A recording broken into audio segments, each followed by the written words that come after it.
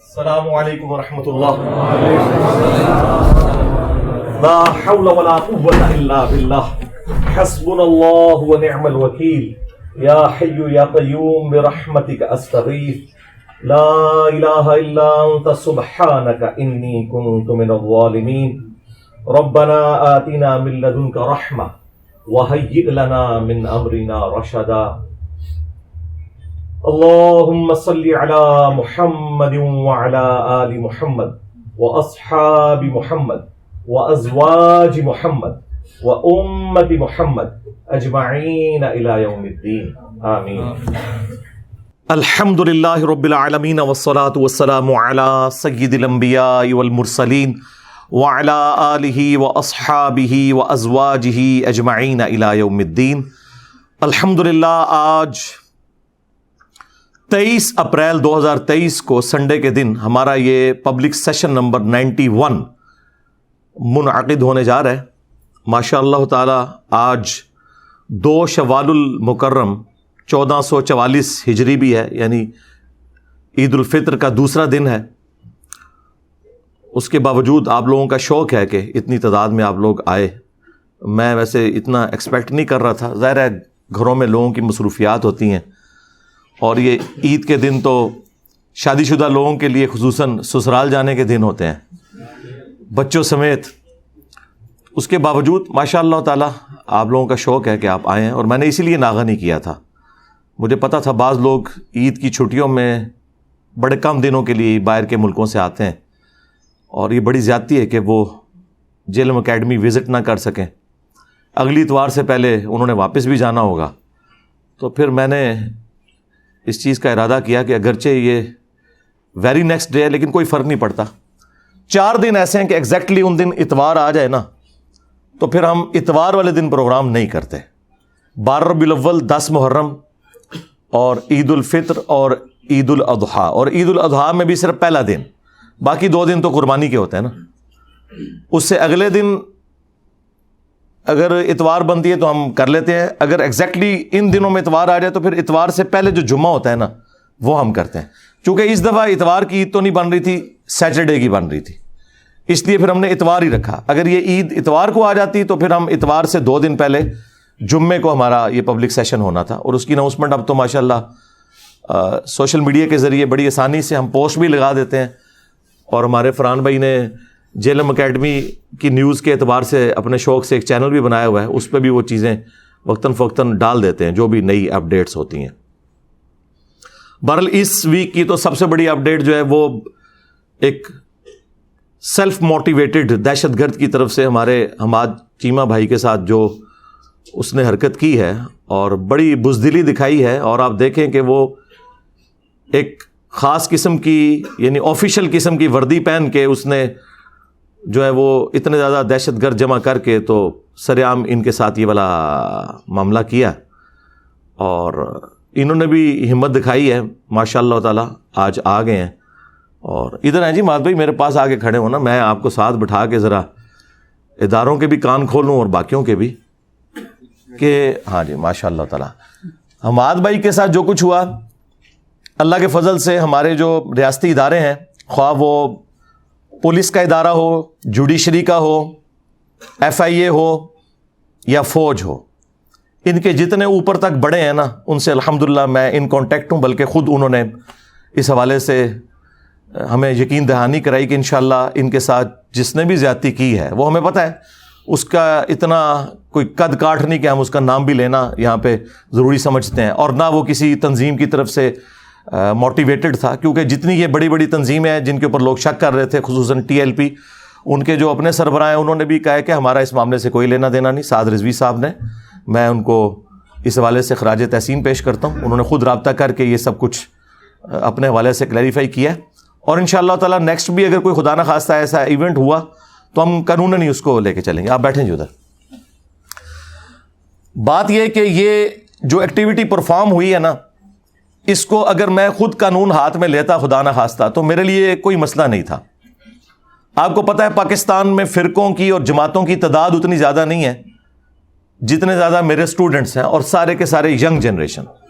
اور سب سے بڑھ کر یہ وہ لوگ ہیں جو آپ کی کھر دماغ جماعتوں جنہوں نے پوری دنیا میں اسلام کو اور پاکستان کو بدنام کیا، جن کی وجہ سے FATF کی گرے لسٹ میں پاکستان آیا اور ہمیں ضرب عضب اور رد الفساد جیسے فوجی آپریشن بھی لانچ کرنے پڑے، جس میں سب سے بڑی قربانی پاکستان کی عوام نے دی، اس کے بعد پاکستان کی پولیس نے دی، اور پھر پاکستان کی فوج کا نمبر آتا ہے۔ لیکن عوام اور پولیس مظلوم ہے، ان کے شہداء کو کہیں گنا نہیں جاتا، جب بات ہوتی ہے تو فوج کی ہوتی ہے، یقیناً ہونی چاہیے، لیکن یہ سب سے زیادہ وکٹم جو ہے وہ عوام اور پولیس ہوتی ہے، کیونکہ پولیس ہمارا ایک فرنٹ لائن سمجھ لیں، ایک ڈیفینسو نظام ہے، سولین ایجنسی ہے۔ تو ان بدماش تنظیموں کے بھی جو لوگ تھے نا، ان میں سے بھی کتنے سارے لوگ ریورٹ ہو کے ہمارے سٹوڈنٹس بن چکے ہیں، یعنی آپ کی بدماشیوں کی ٹریننگ بھی انہیں حاصل ہے، اور وہ ایڑیاں اٹھا کے دیکھتے ہیں کہ سرکار اشارہ کرے، جو آپ کہیں گے ہم کر دیں گے۔ لیکن آپ کو پتا ہے میرا تو یہ مزاج نہیں، میں تو شروع سے ہی بڑا ایک ڈیموکریٹک قسم کا بندہ ہوں، اور میں اس طرح کے ایکسٹرا جوڈیشل جو معاملات ہیں انہیں سخت نفرت کی نگاہ سے دیکھتا ہوں، خواہ وہ کسی مذہبی جماعت کی جانب سے ہوں، خواہ سیاسی جماعت کی طرف سے ہوں، خواہ ہمارے ریاستی اداروں کی طرف سے ہوں۔ یہ شروع سے میرا آپ کو پتہ ہے سخت سٹانس ہے اس حوالے سے۔ تو یہ تو ہو نہیں سکتا کہ جس چیز کو میں اتنا غلط کہتا ہوں خود وہی کام کرنا شروع کرتا ہوں، تو یہ تو منافقت ہے، اور یہی وہ کمزوری ہے جس کا پھر ہمارے مخالفین فائدہ اٹھاتے ہیں۔ لیکن چونکہ ان کے اس فائدہ اٹھانے سے کوئی رزلٹ نہیں نکلنا جب تک کہ پاکستان کے جو ریاستی ادارے ہیں وہ قانون کی حکمرانی کے لیے ہمارے ساتھ کھڑے ہیں، اور یقیناً وہ کھڑے ہوئے ہیں الحمدللہ۔ میں ظاہر اب ان لوگوں کے نام تو آپ کو کیمرے میں نہیں بتا سکتا کہ کن کن لوگوں سے میری بات ہوئی ہے، بہرحال سب نے یہ کہا کہ ہم انشاءاللہ تعالی یہ عید کی چھٹیاں ہیں، یہ سارے کے سارے ایشو چند دنوں میں ریزالو ہو جائیں گے انشاءاللہ تعالی، اور قانوناً ہم اپنے معاملات کو لے کے چلیں گے۔ اور چونکہ میں ایک ذمہ دار پلیٹ فارم کے اوپر بیٹھا ہوں، اور آپ کو پتا ہے کہ میرا ایک بیک گراؤنڈ بھی چونکہ منسٹری آف ڈیفینس سے ہے، 19 گریڈ میں سرو کرتا رہا ہوں بینگ اے میکینیکل انجینئر، اور نیسکوم کے ادارے سے میں نے ریٹائرمنٹ لی۔ اب بھی میری زیادہ تر دوستیاں تو ظاہر ہے ریاستی اداروں میں ہی ہیں، اور پھر ظاہر ہے کہ میری پراپر سیکیورٹی کلیئرنس اپنی بھی ہوتی رہتی ہے، اور پلس مجھے اس چیز کا بھی احساس ہے کہ میں نے کتنی گفتگو کرنی ہے اور کتنی نہیں کرنی، کہ جس کی وجہ سے پاکستان دوبارہ FATF کی گرے لسٹ میں نہ چلا جائے۔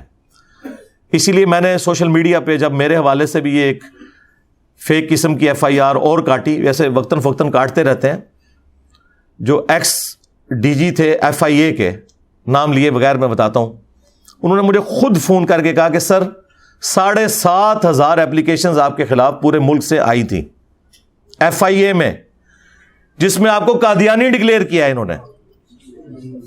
تو میں نے ساری اکٹھی سٹیپل کر کے نا، اور آپ کی طرف سے جو بیان حلفیہ آپ نے بھیجا اوپر لگا کے، تو میں نے اس کو سائڈ پہ پھینک دیا۔ یہ اوقات ہے تمہاری اپلیکیشنز کی، جھوٹو۔ مجھے اب اپنا اسلام منوانے کے لیے تمہارے سرٹیفکیٹ کی ضرورت ہے؟ ان لوگوں کو جن کے ابوں نے چشتی رسول اللہ پڑھوایا اور تمہارے ابوں نے اس کو چھاپا، اور آج ہمارے کہنے پہ تم لوگ پیچھے ہٹ گئے ہو۔ کچھ عرصہ پہلے تک تو تم لوگ مناظروں میں دفاع کرتے رہے ہو، ٹھیک ہے، جن کے بزرگوں نے اشرف علی رسول اللہ کلمے کو انڈورس کیا، جن کی اپنی اوقات یہ ہے کہ کوئی قبر دیکھتے ہیں اس کے سامنے جھک جاتے ہیں۔ توحید سے آری لوگ، اہل بیت کے گستاخ، صحابہ کے گستاخ ہمیں بتا رہے ہیں کہ جی انجینئر صاحب جو ہیں وہ اللہ کے بھی گستاخ ہیں، اللہ کے رسول کے بھی گستاخ ہیں، صحابہ کے بھی گستاخ ہیں، اہل بیت کے بھی گستاخ ہیں، اولیاء کے بھی گستاخ ہیں۔ ہاں ایک بات ٹھیک ہے کہ تمہارے بنائے ہوئے جھوٹے اولیاء جنہوں نے رسول اللہ کی ختم نبوت پہ ڈاکے مارے، میں ڈنکے کی چوٹ پہ ان کا گستاخ ہوں تمہاری نظر میں تو ہوں، کیونکہ میرے نبی سا ہے ہی کوئی نہیں، تیرے بابے تھے شاہ ہی کوئی نہیں، لے جاؤ اپنے بابے اتوں جنہوں نے اپنے نانا دے کلمے پڑھائے نے۔ تم لوگوں کی اوقات ہے، اب تم لوگوں کو اپنے اسلام کا سرٹیفکیٹ ادھر سے لینا پڑے گا۔ ہاں، اس کے باوجود ہم سارے فرقوں کو مسلمان سمجھتے ہیں، تمہاری مسجدوں میں تمہارے پیچھے نمازیں پڑھتے ہیں، چندے تمہیں دیتے ہیں جو تمہارے لیے زندگی موت کا مسئلہ ہے، کسی فرقے کی تکفیر نہیں کرتے، بریلوی، دیوبندی، اہل حدیث، شیعہ سب کو مسلمان سمجھتے ہیں، اس کے باوجود تم لوگوں کا ایٹیچیوڈ اس قسم کا ہے. تو میں نے تو آپ کو پہلے بتایا کہ میں نے ملک نہیں چھوڑنا جب تک کہ آپ کے آخری فرقے کا آخری بندہ قبر میں نہیں پہنچ جاتا اور اسی قبر پہ میں وکٹری کا نشان بنا کے نہیں بیٹھ جاتا. بابے نے مار دیتے. ہاں انہوں نے کٹر فالوورز دی واری ہے. تو یہ اس طرح کی چیزوں سے مجھے کوئی فرق نہیں پڑنا. مجھے پتا ہے کہ آپ کا بڑا بھائی بھی آزاد ہو چکا ہے یکم شوال کو, یعنی شیطان لعین. اسی لیے آپ لوگ کہہ رہے ہیں کہ یہ رمضان میں تو ہم مصروف تھے اور رمضان کے فوراً بعد ہم تحریک چلائیں گے جب ہمارے بڑے بھائی شیطان لعین نکل آئیں گے ان کی سرکردگی میں. تو سرکار چلاؤ, جتنی مرضی چلاؤ, کتے کی اوقات نہیں تمہاری. ایک کلپ چڑھاتے ہو نا, نیچے ذرا دیکھ لو کمنٹس پڑھ کے. تو میں نے کوئی بندے بھرتی نہیں کیے ہوئے, نہ میرے پاس جو ہے وہ DGISPR والا بجٹ موجود ہے, نہ عمران خان صاحب والا بجٹ موجود ہے. ہاں میرے پاس کوئی بجٹ موجود نہیں ہے, یہ خود لوگ کرتے ہیں اور مزید کریں گے انشاءاللہ. اور پھر ان کی آپ چیخیں سنیں. اللہ کے بندوں, آؤٹ آف کانٹیکسٹ میری ویڈیوز کاٹتے ہو, چھوٹے چھوٹے ٹکڑے 3-3 4-4 سیکنڈ کے, جس میں نے حدیثیں بیان کی ہوتی ہیں. حدیث کے الفاظ کاٹ کے جو میں نے حدیث میں سے بولا ہوا ہوتا ہے نا, اس کو جناب کلپ کاٹ کے کہتے ہیں دیکھو یہ بول رہا ہے جو کہ حدیث میں لکھا ہوتا ہے. تو اس طرح کرنے سے سب کو سمجھ آ رہی ہے کہ کیا ہو رہا ہے. آپ کی ساری FIRs پہلے بھی فارغ ہوئیں, اب بھی جو کٹوائیں گے وہ ساری فارغ ہوں گی. یہ میں اس لیے بتا رہا ہوں کہ ہمارے اسٹوڈنٹس بھی میرے والے سے ذرا فکر مند رہتے ہیں, تو میں انہیں بتا دوں ہم تمام قانونی معاملات کو, سیکیورٹی ایشوز کو دیکھ کے چل رہے ہوتے ہیں. آپ لوگ بار بار جو اپنا سیکیورٹی کنسرن پیش کرتے ہیں وہ اپنی جگہ, تو سب سے زیادہ تو سیکیورٹی کنسرن جو ہے وہ دار ارکم کے لوگوں کو ہے جو یہاں کے ٹیم ممبرز ہیں. اور ظاہر ہے کہ وہ یہ ساری چیزیں بڑی کلوزلی دیکھ رہے ہوتے ہیں اور ہم ہر اینگل سے چیزوں کو لے کے چل رہے ہوتے ہیں. آپ لوگ سمجھتے ہیں کہ شاید کوئی لاپرواہی کے ساتھ یہ سارے معاملات چل رہے ہیں, ایسا نہیں ہوتا. اس لیے آپ لوگوں نے ٹینشن نہیں لینی. البتہ اگر خدا نہ خواستہ ہمارے ریاستی اداروں نے کہیں ہمارے ساتھ غداری کرنے کی کوشش کی یا ہمیں کوئی لالی پاپ دینے کی کوشش کی اور انہوں نے مجرمین کو نہ پکڑا, پھر ہم اس کے لیے کوئی سوشل میڈیا کے اوپر جو بھی کمپین ہے وہ چلائیں گے. پھر بھی ہم نے کوئی جتھا, کوئی پارٹی نہیں بنانی, نہ کوئی آرگنائزیشن بنانی ہے. یہ ہم پہلے بڑی بھوگت چکے ہیں, کیونکہ شروع میں تو مخلص لوگ آتے ہیں, پھر 2 نمبر لوگوں کے ہاتھ میں اس کی لیڈرشپ آ جاتی ہے. تو یہ کام ہم نے کرنا ہی نہیں. ہم شروع سے اس سارے معاملے کے خلاف ہیں. ہمارے لیے کوئی مشکل نہیں ہے بندوں کو سوشل میڈیا کے اوپر ایکٹیویٹ کرنا. میرے بھائی کسی میدان میں 5000 بندہ بھی جمع ہو جائے, جس کو یہ کہتے ہیں 1 لاکھ کا مجمع, تو 5000 بندہ ہی ہوتا ہے, تو اس کا کوئی امپیکٹ نہیں ہے. لیکن سوشل میڈیا کے اوپر اگر 500 ایکٹیو لوگ آپ کی بات کو صحیح طریقے سے آگے لے کے چلیں تو وہ 5 لاکھ کے اوپر بھی بھاری ہے. اس وقت تو ساری جنگ سوشل میڈیا کی ہے, اکانومی کی جنگ ہے. تو وہ آپ دیکھیں کہ میں اس ذمہ دار پلیٹ فارم پہ بیٹھ کر ذمہ داری کا مظاہرہ کرتا ہوں. مجھ سے انٹرنیشنل میڈیا چینلز دوسرے ملکوں کے وہ رابطے میں ہوتے ہیں. وہ تو کوئی موقع نہیں جانے دیتے کہ پاکستان کی بدنامی جو ہے وہ کرنے پر تلے ہوئے ہیں. تو اگر میں نے اعلی کار بننا ہو تو میرے لیے کوئی مشکل کام نہیں ہے اور نہ مجھے کوئی روک سکتا ہے. یہ میرا رائٹ ہے کہ میں کسی میڈیا چینل کو انٹرویو دے دوں, لیکن میں پوری ذمہ داری کے ساتھ دیکھتا ہوں کہ نہیں یار, جب پولیس کے ہیڈ نے مجھے فون کر کے خود یقین دہانی کروا دی کہ جی ہم اس معاملے کو لے کے چل رہے ہیں اور مجرمین کو پکڑیں گے جو بھی اس قسم کی ایکٹیویٹیز کر رہے ہیں ایکسٹرا جوڈیشل, تو پھر مجھے کوئی ضرورت نہیں. آپ دیکھ لیں نیچے بھی ماشاء اللہ تعالیٰ 2-3 گاڑیاں پولیس کی آئی ہوتی ہیں, ایلیٹ فورس سارے لوگ آئے ہوتے ہیں. اس کے علاوہ بھی آرمی کی اپنی گاڑی بھی یہاں پہ گشت کر رہی ہوتی ہے, کیونکہ یہ کنٹونمنٹ ایریا ہے. تو ہر حوالے سے ہمارے ساتھ کوآپریٹ کر کے چلتے ہیں, تو ہم بھی اسی طریقے سے چلیں گے. اور خدا نہ خواستہ اگر کوئی اس طرح کا موقع آیا, پھر بھی کوئی پارٹی جتھا بنانا یا آرمڈ کنفلکٹ کرنا یہ نہیں ہے. وہ زیادہ اگر کوئی چیز ہوئی وہ پھر آپ کو دار ارکم جیلم اکیڈمی خود بتائے گی کہ جناب ہم نے یہ سوشل میڈیا کے اوپر معاملات کو لے کے چلنا ہے. لیکن ظاہر ہے کہ وہ بھی ہم نے کوئی اینٹی اسٹیٹ ایکٹیویٹی تو پرفارم نہیں کرنی. اس وجہ سے نہیں کہ ہم کسی اسٹیٹ کے ادارے سے ڈرتے ہیں, اس وجہ سے کہ ہم تو اسٹیٹ کے اداروں کو کہتے رہے کہ آپ نے پالیٹکس میں پنگا نہیں لینا, آپ نے اپنا کام کرنا ہے. تو ہم کیسے کوئی ایسا کام کر سکتے ہیں کہ جس کا جو ایک تانا ہے ہم اتنے سالوں سے اپنے ریاستی اداروں کو دیتے رہے، تو وہ کام میں خود تو نہیں کر سکتا، جبکہ اب انہوں نے اپنا قبلہ بھی کافی حد تک درست کر لیا ہے، لیکن ابھی بھی بڑی امپرومنٹ کی ضرورت ہے۔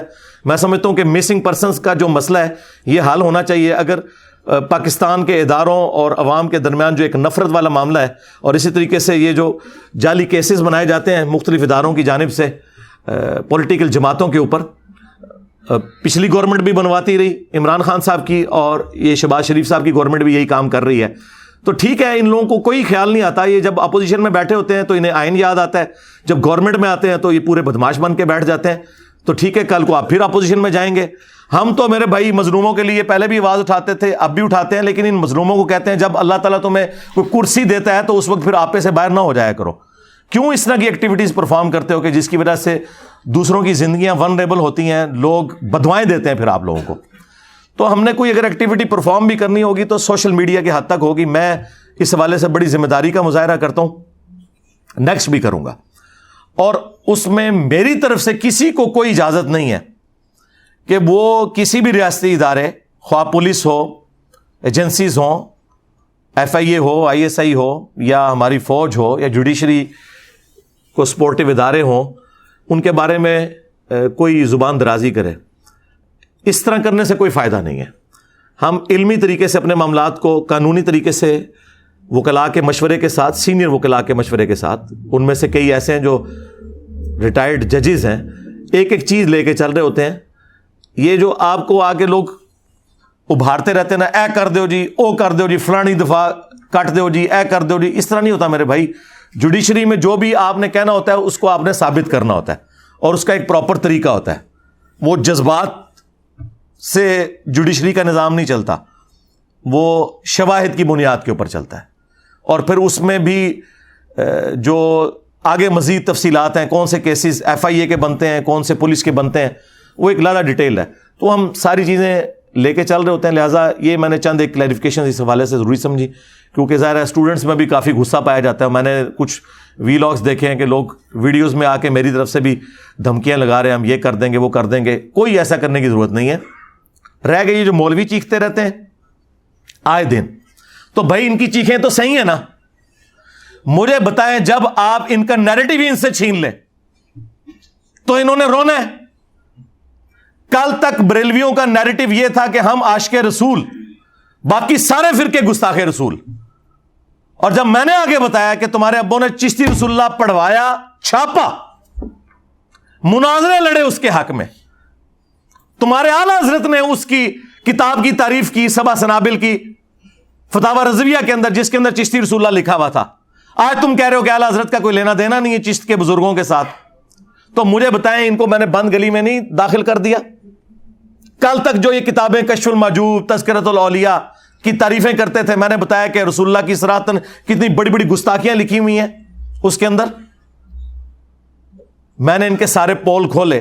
تو اب یہ چیخیں نہ ماریں تو اور کیا کریں، کیونکہ ان کے پاس جواب تو کوئی نہیں ہے سوائے اس کے کہ کہیں کہ جی انجینئر گستاخ ہو گیا۔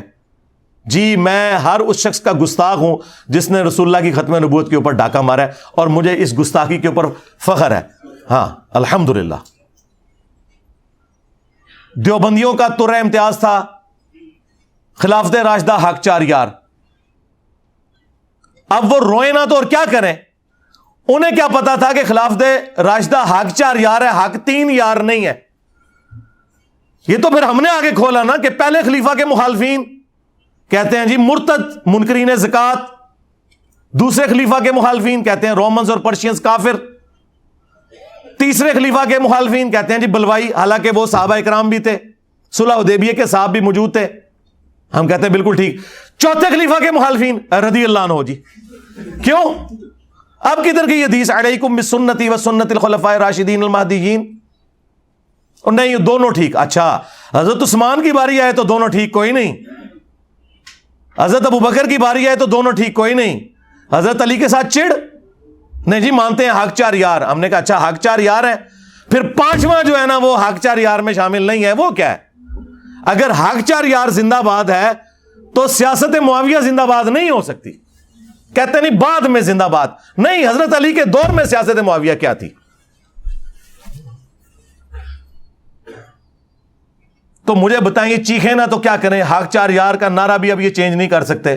لوگ کہیں گے وہ تو حق چار یار کی بات کر رہا ہے, تم ماموں کو لے کے چل رہے ہو, اور اس ماموں کو جس نے حق چار یار کی مخالفت کی ہے. تو یہ چیخیں نا تو کیا کریں؟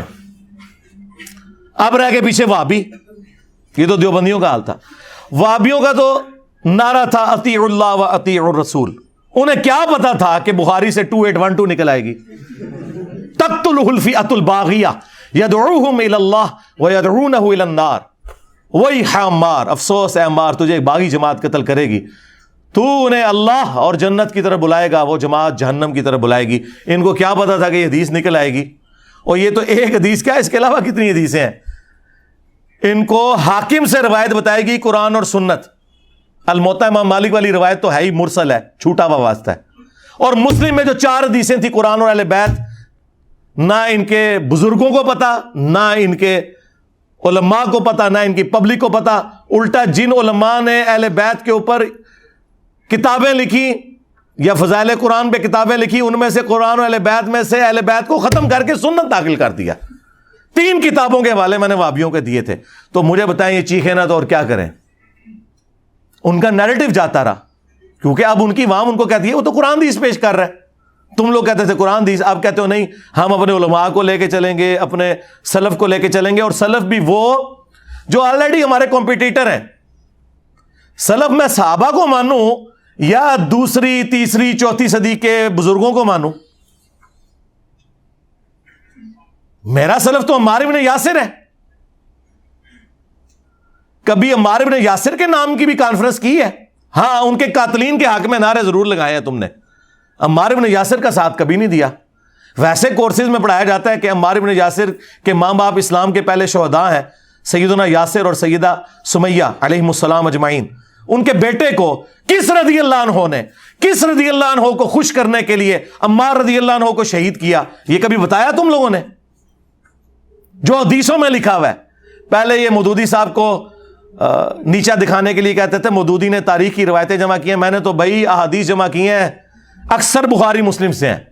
اب یہ نجی محفلوں میں کہتے ہیں بخاری اور مسلم بھی آخری وقت میں شیعہ ہو گئے تھے. لیکن کیا بتائیں لوگوں کو, آئے ہو نا داڑھ تھلے وابیو. ہاں, میں نے آپ لوگوں کو 12 سال پہلے کہا تھا میں ان کے چہرے سے نقاب اتاروں گا سارے فرقوں کے. اہل حدیث کا نقاب ذرا تھوڑی دیر سے اترا ہے, کچھ عرصہ وہ چلتے رہے کہ چلو رفع الیدین کی بات کر رہا ہے, باقی باتیں. وہ ماموں نے ان کو مروا دیا. پوری امت کو تو لادا سے ماموں نے مروایا, اس فرقے کو تو ماموں نے مروایا. ماموں کے دفاع میں ان کی جو روحانی موت, چلے میں شیطانی موت نہیں کہتا, وہ میرے ہاتھوں سے ہوئی ہے. ٹھیک ہے, میں قاتل ہوں ان کے فرقے کا, میں مانتا ہوں سارے فرقوں کا قاتل میں ہوں الحمدللہ. تو اب مجھے بتائیں یہ چیخیں نا تو کیا کریں؟ کس منہ سے لوگ کہیں جی بخاری مسلم سے رفع الیدین پڑھو؟ پھر بخاری مسلم تو لوگوں نے خود پڑھنی ہے ساری. اب ان کے پاس آخری ہتھیار یہ تھا کہ نہیں یہ علماء کے پاس بیٹھ کے پڑھنی ہے. سرکار یہ بھی ختم ہے. امام مسلم نے صحیح مسلم کے سٹارٹ میں اپنے مقدمے میں لکھ دیا کہ میں عوام الناس کے لیے حدیثیں جمع کر رہا ہوں, اور تمہیں جتنی حدیثیں ماموں کے حوالے سے چبھتی ہیں نا وہ ساری مسلم کے اندر ہے, سٹارٹ سے لے کے اینڈ تک. صحیح مسلم 240, علی سے محبت نہیں رکھے گا مگر مؤمن, علی سے بغض نہیں رکھے گا مگر منافق. ہاں 6220 کہ سعد ابن ابی وقاص کو تمہارا ماموں کہتا ہے کہ تمہیں کون سی چیز مانے ہے کہ تم علی ابن ابی طالب کے اوپر سب نہیں کرتے, ابو تراب کے اوپر. اور ان کا امام ابن تیمیہ خود مان کے گیا کہ وہ سب کرنے کا حکم دے رہے تھے. انہوں نے کہا جی سب سے مراد تنقید ہے, تو وہ ہم نے کہا کہ صحیح مسلم میں ہی آگے پڑھ لو 6229 میں, لعن اللہ ابا تراب, ابو تراب پر لعنت. اور حکمران کہہ رہا ہے یہ جو گورنر ہے, کوئی مجہول آدمی نہیں ہے, گورنر آل امیہ کا. اور یہ سب کچھ صلح حسن کے بعد ہو رہا ہے جی. تو صلح حسن تو ختم ہو گئی. صلح حسن یہ ہوئی تھی کہ حسن کے باپ پہ لعنت بھیجی جائے ان کی شہادت کے بعد. جنہوں نے لعنت بھیجی, بھجوائی, یا اسے سپورٹ کیا یا آج اس کا دفاع کر رہے ہیں, ان سب پہ اللہ کی لعنت, اللہ کے فرشتوں کی لعنت, تمام لعنت کرنے والوں کی لعنت. اجے کہتے ہیں ہم پہ لعنتیں بھیجتا ہے, تو چھڑ دو نا لعنت دیا تھا دفاع کرنا. میں نے تو جنرل بھیجی ہے. اچھا پتہ ہے انہوں, ہاں پتہ ہے انہوں. ویسے تو کہتے ہیں ہم صحابہ کا دفاع کر رہے ہیں. حضرت علی صحابی نہیں ہے؟ ان سے بڑا صحابی کون ہے؟ وہ اہل البیت بھی ہیں, حضور کے داماد بھی ہیں, اور حضور کی آل محمد ان سے چلی ہے صلی اللہ علیہ وآلہ وسلم. اور چلو یار صحابی مان کے ہی دفاع کر لو مولا علی کا. اب وہ ساری حدیثیں مسلم شریف میں ہے. مسلم میں اس جو ہے وہ حدیث موجود ہے 4776 کہ حضرت آپ کعبے کے سائے میں عبداللہ بن عمر بن عاص کو آ کے عبد الرحمن بن عبد رب کعبہ آگے کہتا ہے کہ جی آپ ہمیں جو ہے اطاعت امیر کی حدیثیں سنا رہے ہیں, اور آپ کا جو اس وقت حکمران ہے آپ کے چچا کا لڑکا معاویہ ابن ابی سفیان, وہ تو ہمیں کہتے ہیں ہم لوگوں کو ناحق قتل کریں, ان کا مال حرام طریقے سے ہڑپ کریں, اور قرآن کہتا ہے کہ تم آپس میں ایک دوسرے کا مال حرام طریقے سے ہڑپ مت کرو اور اپنوں کو قتل نہ کرو. ہم معاویہ کی بات مانیں یا اللہ کی بات مانیں؟ تو وہ بھی تھوڑی دیر خاموش ہو کے سر اٹھاتے ہیں اور کہتے ہیں کہ معاویہ کی اطاعت کرو صرف ان کاموں میں جس میں وہ اللہ کے مطابق تمہیں چلائے, اور جس میں وہ اللہ کی نافرمانی کرے تم اس کی نافرمانی کرو. یہ بھی تو مسلم شریف میں ہی لکھا ہوا تھا نا. کیا کریں گے, روئے نہ تو اور کیا کریں. اور امام مسلم نے کہا کہ میں حدیثیں عوام کے لیے لکھ رہا ہوں کہ جنہیں صحیح اور ضعیف کا فرق نہیں پتا وہ یہ میری کتاب پڑھ لیں. اور امام مسلم کے استاد ہیں امام بخاری, جو حدیثیں عمار لے کے آئے ہیں. امام مسلم نے تو بس اتنی حدیث لی تھی نا کہ عمار کو باغی جماعت قتل کرے گی. امام بخاری نے اگلا حصہ بھی لیا کہ عمار انہیں اللہ اور جنت کی طرف بلائے گا, وہ جماعت جہنم کی طرف بلائے گی.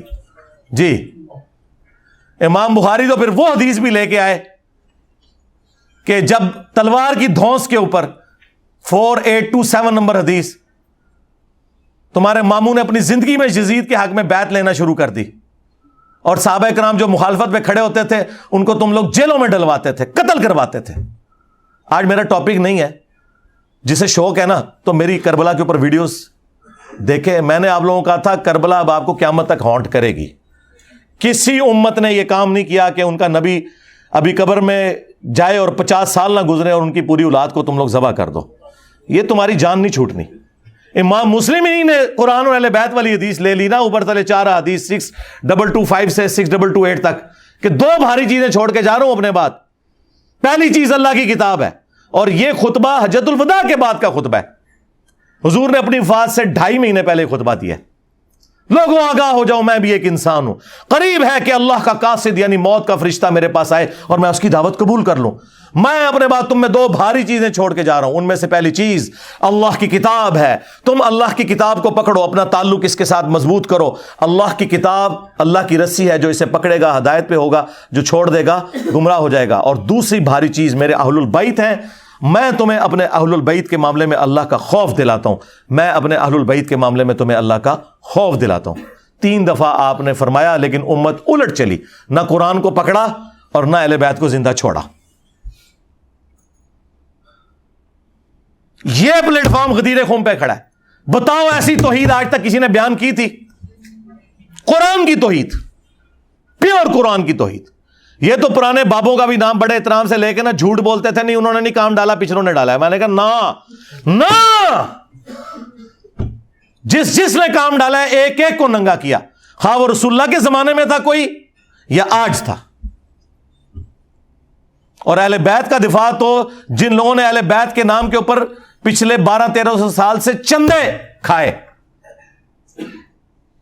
اور صرف رونا اور ماتم کیا, انہوں نے بھی نہیں اتنا کیا جتنا الحمدللہ ہم نے اہل البیت کا دفاع کیا. اور یہ اہل بیت کے اوپر کوئی احسان نہیں ہے, یہ میں نے اپنی آخرت کے لیے کیا ہے.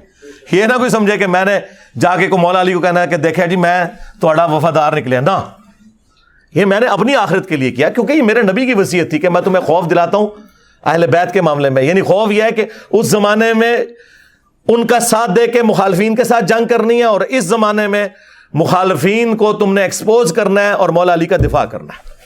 تو اللہ کے فضل سے کر رہے ہیں. بتاؤ, اہل حدیث کے پاس ایک توحید تھی. اب لوگ کہتے ہیں توحید, یار آپ لوگ کیا بیان کرتے ہیں, آپ تو پورا کا پورا نیریٹو اب ماموں کے دفاع پہ لے کے چلے ہیں. توحید کا کام ہی تم سے چھن گیا. دیکھ لو سارے کلپ. اور سب سے بڑی بات, کتنے عرصے سے کوئی بھی ایک دوسرے کے خلاف کلپ نہیں بنا رہا, سارے کلپ میرے اوپر آ رہے ہیں. ایک میری ویڈیو چڑھتی ہے, ایک فرقے والا اس پہ اپنا نیریٹو دیتا ہے. یعنی میں اب ڈیسائیڈ کروں گا کہ آمدہ اسلام کا ٹاپک کون سا ڈسکس ہونا ہے. ہاں یہ تمہاری اوقات ہے. بٹھا بٹھا کے جناب تم نے مفتی اعظم شوکیسوں میں رکھے ہیں, نکالو انہیں باہر, ہوا لگواؤ ان کو, پتا چلے کس کام کے ہیں. انجینئر صاحب جو بولتے ہیں وہ ٹاپک بنتا ہے. جس ٹاپک پہ انجینئر صاحب بولتے ہیں وہ ٹاپک تمہارے لیے امپورٹنٹ ہو جاتا ہے. آپس میں ایک دوسرے سے تو دیکھیں, جو ان کے بزرگ نہیں اتحاد امت کروا سکے کیونکہ ان کی تو کبھی نیت ہی نہیں تھی, وہ ایک دوسرے کو اسلام سے باہر نکال کے گئے ہیں. وہ آپ نے نیو ٹی وی کے اوپر دیکھ لیا نا پروگرام, ہاں وہ اس کا انسینسرڈ بھی ہم نے چڑھا دیا ہے. چلو جی یار, تو انو سکون آ گیا نا. جڑے میرے اسٹوڈنٹ مجھے کہتے تھے جی ذرا علماء نال بیٹھو نا جی, ذرا سامنے تک لیا جے کیوں ہوندا جے انہاں نال اینج نسدے جے. اس بات پہ تیار نہیں ہوئے کہ ایک دوسرے کو مسلمان کے کہتے ہیں. ہم کافر نہیں کہتے, مطلب کیا کافر مانتے ہیں, کہیں گے نہیں. تو میں کہ نا میں تولیا پھیریا تواڈے منہ تے. کہتے ہیں جی آپ کی مرضی کی تحریر نہیں لکھی جائے گی. سرکار آپ کے بابے جب اسلام سے نکال کے گئے تھے, جو وہ تحریریں لکھ کے گئے تھے وہ میری مرضی کی لکھ کے گئے تھے, تو انہی تحریروں کو ہی ریورس کروانا ہے نا. اگر احمد صاحب بریلوی صاحب کہہ رہے ہیں کہ دیوبندی, اہل حدیث, شیعہ اور قادیانی کافروں کو بھی ان میں شامل کر کے کہہ رہے ہیں یہ سب کے سب 1,00,000 دفعہ بھی اللہ کا نام لیں تو ذبیحہ مردار رہے گا, یہ مرتد اور واجب القتل ہے. جب اعلیٰ حضرت کے لکھ کے گئے ہیں تو اب میں بریلویوں سے نہیں لکھواؤں گا کہ بالکل اس کے اپوزٹ لکھیں کہ ان سب کا ذبیحہ حلال ہے, یہ سب کے سب مسلمان ہیں, یہ واجب القتل نہیں ہے, یہ ہمارے امام ہیں, ہم ان کے پیچھے نمازیں پڑھیں گے, انہیں چندے دیں گے. یہ ڈیمانڈ میری غلط تھی. اگر بریلویہ کتاب کے اندر کفر جو ہے وہ احمد بریلوی کی طرف منسوب کر کے سان لئی ظہیر کیا ہے, اور آج جو ہے وہ ایک دماد بیٹھا ہوا ہے ادھر اور ایک ماموں کا وہ بھانجا بیٹھا ہوا ہے, ان کا نواسا, تو میں اس سے ڈیمانڈ نہیں کروں گا کہ یار ان سے یہ لکھواؤ کہ تمہارے ابوں کی چیزوں کو انڈو کریں. جی پیام پاکستان لکھ دیتا ہے, وہ لکھانے والے بھی بیچارے تہاڈی چلاکیاں تو نہ واقف, اور لکھنے والے اتنے چلاک کہ انہوں نے اپنی مرضی دی سٹیٹمنٹ لکھ دی تھی. ہوں پیام پاکستان ہوئے گا جو میں کہاں گا, تو ہڈی ایسی تھی تیسی فراڈ لایا جے قوم نال. ٹھیک ہے, تو یہ ان کی 2 نمبریوں کو اسی طریقے سے ٹیکل کرنا تھا. جو لوگ ہمیں 8 سے 12-13 سال پہلے سمجھاتے تھے نا انجینئر صاحب ہاتھ ہولا رکھو, ان کو تو اب سمجھ آ گئی ہوگی کہ ہاتھ پاری رکھنے والی دنیا چینج آئی ہے. اولا رکھنے والے کتنے آئے ہیں, اپنی موت مر گئے. دنیا نے کبھی ایسی چینج دیکھی تھی؟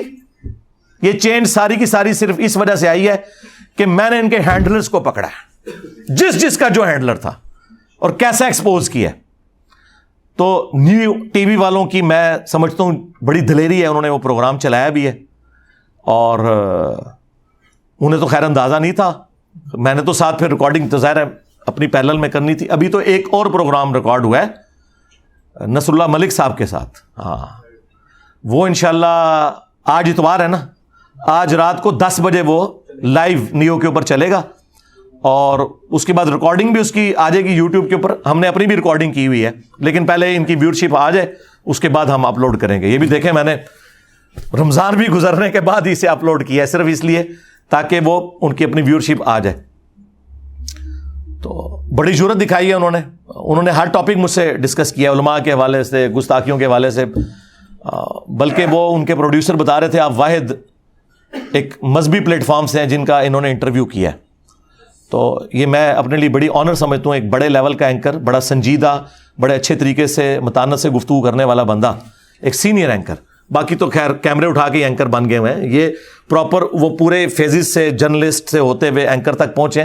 ان کا وہ آج رات کو 10 سے 11 کے درمیان وہ نیو ٹی وی کے اوپر لگے گا پروگرام, اور اس میں آپ کو کافی ساری اور باتیں بھی پتہ چل جائیں گی میرے حوالے سے. تو میں آپ کو بتا رہا ہوں ان کے اخلاص کا لیول یہ دیکھ لیں کہ جب بھی اٹھتے ہیں مجھے قادیانی ڈکلیئر کرتے ہیں اور ساتھ کہیں گے جی مرزا آ گئے. بھائی آپ کے جوائنٹ چیف اس وقت جو ہے نا ساحر شمشاد مرزا, ان کے نام میں مرزا کسی مولوی کو نہیں نظر آ رہا. اور میں مرزا اس وقت تھا, اور میرے ابا جی کے نام کے ساتھ مرزا اس وقت لکھا جاتا تھا جب تمہارے میلاد کے اشتہاروں کے اوپر میرے ابو کا نام لکھا ہوتا تھا ممانع خصوصی. اس ٹائم نہیں تھا تمہیں مرزا نظر آتا. ہاں تو یہ اللہ نے اس لیے کروایا تم سے, اور شیطان کو کھلی چھٹی دی کہ تم پہ مسلط ہو جائے تاکہ تم لوگ ننگے ہو جاؤ عوام کے سامنے, کہ اس شخص کو قادیانی کہہ رہے ہو کہ جس نے غلام احمد قادیانی دجال کا علمی محاسبہ کیا. جائیں میری ویڈیوز دیکھیں, دنیا میں اس وقت صرف میری ویڈیوز ہیں علمی محاسبے کے اوپر, باقی سب نے صرف اس کو گالیاں نکالی ہیں یا یہ کہہ دیا کہ جی وہ جو ہے وہ ٹوائلٹ میں مر گیا تھا، اس قسم کی باتیں کی، کوئی فکرے اٹھائے.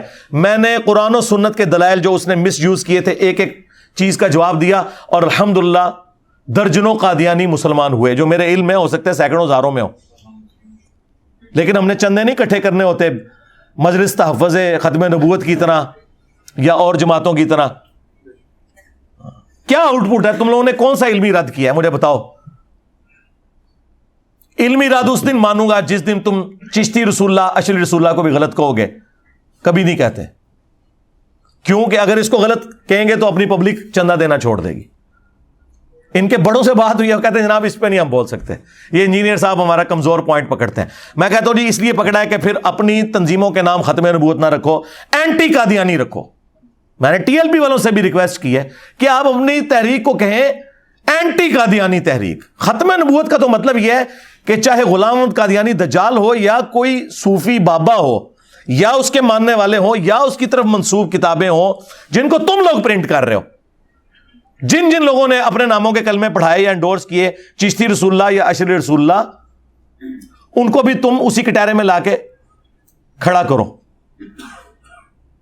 اچھا آپ کلپ چڑھاتے ہیں نا، وہ ایک بریلوی نے کلپ چڑھایا، کہتا ہے جی میں صرف چشتی رسول اللہ کا دفاع کروں گا، اشری رسول اللہ والے خود اپنا دیکھیں معاملہ. اور دفاع یہ کیا کہ بعد میں آ گیا. اچھا پہلے تو نہیں تھا پتا، یہ کون سا مجدد آیا جس نے بتایا بعد میں آ گیا؟ اچھا کتنے ہوشیار ہیں، میرے اوپر ویڈیوز بنانے کے لیے شیر ہیں، اور یہ کہہ رہے ہیں اس کا جواب وہ دیں گے، یہ بھی نہیں کہہ رہے کہ وہ غلط کیا ہے اشری رسول اللہ، کیونکہ اگر اسے غلط کہیں گے نا تو وہ جو کلپ آئے گا نا وہ اس مولوی کے بھی خلاف آ جائے گا. آپس میں کیسے اکٹھے ہوئے ہیں یہ فرقے. اور میں آپ کو بتاؤں، یہ ابھی کل عید تھی نا، 1 شوال 1444 ہجری بمطابق 22 اپریل 2023. کل پورے ملک میں بریلوی، دیوبندی، اہل حدیث تینوں نے اپنی عید کے جو خطبے ہیں نا وہ میرے اوپر دیے ہیں، میجورٹی جگہ پہ. یہ کمبائنڈ ہے، ہاں یہ ذہن میں رکھیے گا. تو یہ کیا سمجھتے ہیں کہ جب آپ لوگ میرا نام لوگے اور جو آئے گا، آؤ ہماری لائف سٹوری سیشن میں، یہ بلال بھائی کنڈکٹ کر رہے ہیں، شاہد بھائی کر رہے ہیں، ہمارے فرحان بھائی بھی یہاں ریئل ٹائم، آپ بھی ادھر ماشاءاللہ 300-400 بندہ بیٹھا ہوا ہے، اور جو ویڈیوز میں لاکھوں لوگ دیکھتے ہیں. یہ جتنے لوگ ریورٹ ہوئے ہیں مجھے بتائیں، یہ 90% زیادہ وہ ہیں جن کو میرا تعارف نیگیٹو ان کے مولویوں نے کروایا تھا. لوگ کہتے ہیں انجینئر کے پاس پبلسٹی کے لیے پیسہ کہاں سے ہے، اور تھوڑے مولویوں نے لایا ہے. تھوڑے ہی پیسہ لگا ہے، چلو شکر ہے اللہ دے راہ لگ گیا جی. ہاں پیسہ تسی دیتا سی، میرے خلاف بولے تو تانوں تعارف ہویا، ہدایت مل گئی. تو اللہ کا شکر ہے میں اس معاملے میں بالکل کلیئر ہوں کہ یہ اس دعوت کا سٹیٹس والیوم وہ نہیں ہے کہ پہلے لوگ آئے باتیں کر کے دنیا سے چلے گئے. نہ سرکار نہ، پہلے جو آئے وہ اپنے آپ سے لوگوں کو جوڑ کے گئے. ہم آپ کو اس شخص کے ساتھ جوڑ کے جا رہے ہیں جس کی قبر مدینے میں ہے، صلی اللہ علیہ وآلہ وسلم، جو ہمارا روحانی باب ہے. النبی اولا بالمؤمنین من انفسہم وازواجہ امہاتہم، نبی مومنین کی جانوں سے بڑھ کر ان پر حق رکھتے ہیں، اور نبی کی بیویاں امت کی مائیں ہیں. ہم تمہیں جوڑ کے جا رہے ہیں رسول اللہ کے ساتھ صلی اللہ علیہ وآلہ وسلم. اور مجھے بتائیں، جو ہمارے اسٹوڈنٹس میری سیکیورٹی کے حوالے سے کنسرن ہوتے ہیں، مجھے بتائیں میرا دنیا میں رہنا یا نہ رہنا، اس سے کیا یہ فرقے بچ جائیں گے؟ جتنے چینلز بن چکے ہیں، جتنی ویڈیوز ریکارڈ ہو چکی ہوئی ہیں، اور اب ان کے بزرگ بھی نگاہیں مارنا چھوڑ گئے، کوئی ویڈیو بھی ڈیلیٹ نہیں ہوتی ان سے. میمز بن رہی ہیں ان کی اپنے کرتوتوں کی وجہ سے. میں نے نہیں مطلب ان سے گن پوائنٹ پہ لکھوایا تھا کہ جا کے مریدنیاں کیچ کریں. ہاں وہ بخارے سے چل پڑا، اور وہ کہتے تھے بخارے سے جو چلے خواجہ نقشبند، وہ بخارا امام بخاری بھی وہاں سے تھے. دیکھ لیں، ایک امام بخاری ہیں بخارے سے اور ایک ان کا بابا ہے بخارے سے. وہ بخارے سے چلا اور وہ چبارے سے اس کو پھینکا گیا، اور کہتے ہیں اس کو پکڑ کر اتار دیا نامحرم عورت کو. اور بخاری میں ہے کہ اما عائشہ کہتی ہیں نبی الاسلام نے کبھی کسی غیر محرم عورت کو بیعت کے اعتبار سے بھی ٹچ نہیں کیا، کبھی کسی عورت کے ساتھ مصافحہ نہیں کیا. تو تم لوگ تو کہتے ہو ہمارے بزرگ جو ہیں وہ رسول اللہ کا تعارف کرواتے ہیں. وہ کس کو رسول اللہ مانتے ہو تم؟ محمد بن عبداللہ بن عبد المطلب کو مان رہے ہو یا کوئی اور ہے؟ ہمارا نبی تو یہ تھا، ہمارا نبی تو یہ تھا کہ بخاری میں آتا ہے اور مسلم میں بھی کہ انس ابن مالک کہتے ہیں 10 سال حضور کو وضو کروایا ہے. میں 10 سال کا بچہ تھا, میری ماں ام سلیم خدمت کے لیے حضور کے پاس چھوڑ گئی اور میری عمر 20 سال تھی اور حضور کی ڈیتھ ہوئی. تو 10 سال کا بچہ کتنی عمر ہوتی ہے, چھوٹی سی عمر. میں نبی الاسلام کی خدمت کرتا تھا, آپ مجھے گھر کے کام کاج کے لیے کبھی باہر بھیجتے تو میں بچوں میں کھیلنا شروع کر دیتا. آج تک کبھی نہیں ہوا کہ نبی الاسلام نے مجھے ڈانٹا ہو کہ تو نے یہ کام کیا تو کیوں کیا, یہ نہیں کیا تو کیوں نہیں کیا. اگر میں لیٹ ہو جاتا تو نبی الاسلام پیچھے آتے اور پیار سے آ کے یوں آنکھوں پہ ہاتھ رکھ کے کہتے انیس, یعنی پیار سے نام کو لمبا کر کے, بیٹا میں نے تمہیں فلاں کام بھیجا تھا, بس اتنا کہتے. اور تمہارے بزرگ نگاہ دیکھ کے لوٹے کو ٹیڑھا پاتے ہوئے مرید ساڑ دیں نے. حاجی عبد القادر جیلانی جو ہے انہوں نے وہ مرید اس لیے ساڑ دیتا جی کہ وہ قبلہ رخ نہیں سی ٹوٹی رکھی. قبلہ رخ ٹوٹی نہ رکھنے کی سزا بندے کو قتل کرنا ہے. 302 لگ دی تو بابے ہوتے بابا بچانا جے تے کہہ دو جھوٹا واقعہ ہے. لیکن کیسے کہ یہ تو باپا جانی نے لکھا ہے اپنی کتاب میں. وہ تو یہ واقعات بتا کے کہتے ہیں کہ ہمارے بابوں کی اتنی شان تھی, ان کے مرید بنو. اچھا مرید بنیے کہ ساڑن زانو, اور بیچارے نے اس لیے آپ کی مریدگی اختیار کی تھی کہ وہ ایمان کے ساتھ دنیا سے جائے گا. ایمان کے جان بھی جان نہیں رہی ہوتی. اور کہتے ہیں بعد میں لوٹے کی طرف دیکھا تو لوٹا بھی سیدھا ہو گیا. میں کہ پہلے لوٹے حل دیکھ لیندے. تو اگر اس کی میمز بن رہی ہے تو میرا قصور ہے.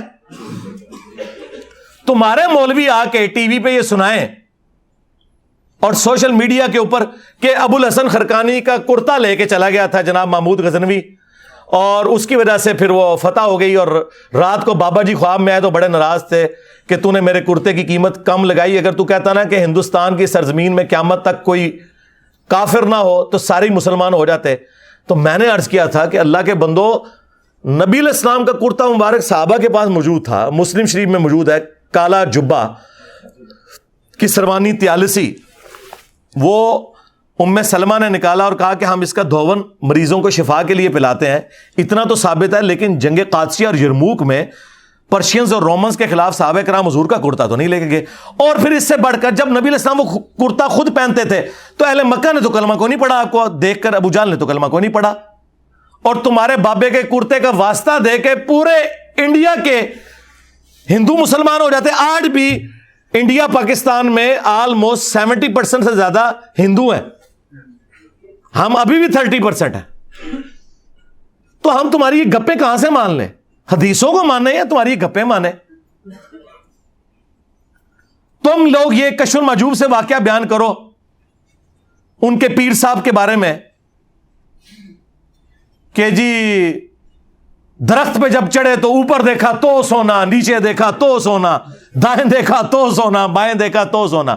ہاں نا, اے بھی نال کہندے ہاں نا.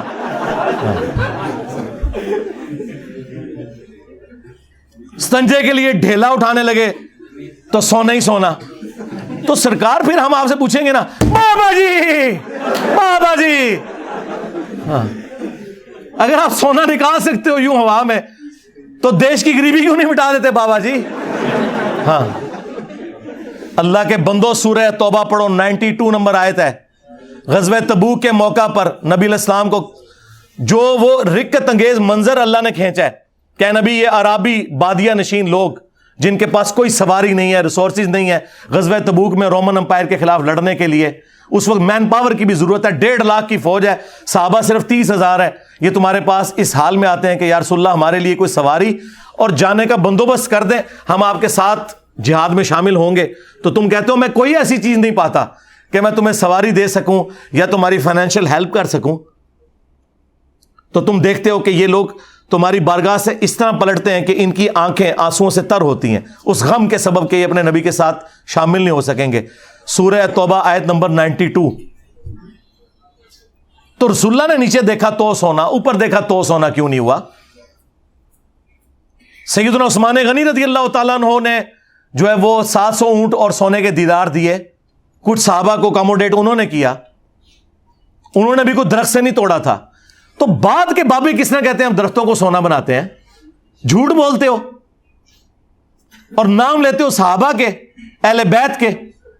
کھولو صحیح بخاری, حضرت ابو بکر کو جب خلیفہ بنایا گیا تو انہوں نے کہا کہ لوگوں دیکھ رہے ہو کہ میرا کاروبار بڑا اچھا چل رہا ہے لیکن اب خلافت کی ذمہ داری اگر تم نے مجھ پہ ڈالی ہے تو پھر میں اپنا کاروبار نہیں چلا سکوں گا، تو میرے بیوی بچے کہاں سے کھائیں گے؟ میں تو نیچے دیکھ کے سونا نہیں بنا سکتا۔ تو صحابہ نے مشورہ کر کے ان کا ایک مہاجر کے برابر وظیفہ مقرر کیا بیت المال سے۔ ابو بکر صدیق رضی اللہ تعالیٰ عنہ جو امت میں 4 ٹاپ کے لوگوں میں آتے ہیں خلفائے راشدین میں، ابو بکر، عمر، عثمان، علی رضی اللہ عنہم اجمعین وعلیہم السلام اجمعین، وہ تو مسلح اٹھا کے سونے نہیں کرتے تھے۔ کہانیاں سنیں، پھر کہتے ہیں جی وہ سری سختی کا پیشاب دیکھ کے کلمہ پڑھ لیا جی ایک یہودی نے۔ ہائے ہائے، اللہ کے بندو، رسول اللہ دنیا میں رو رو کے دعائیں کرتے رہے، ایک ایک بندے کے دروازے پہ دستک کرتے تھے، تب بھی لوگوں نے اسلام نہیں قبول کیا۔ تم کہہ رہے ہو بزرگوں کے پیشاب دیکھ کے؟ اور جی بایزید بستامی جو ہے نقاب کر کے چلتے تھے، جو بھی دیکھتا تھا کلمہ پڑھ لیتے۔ دیکھو اندازہ کرو، او کی چاندے سارے جہنم ہی جاڑ۔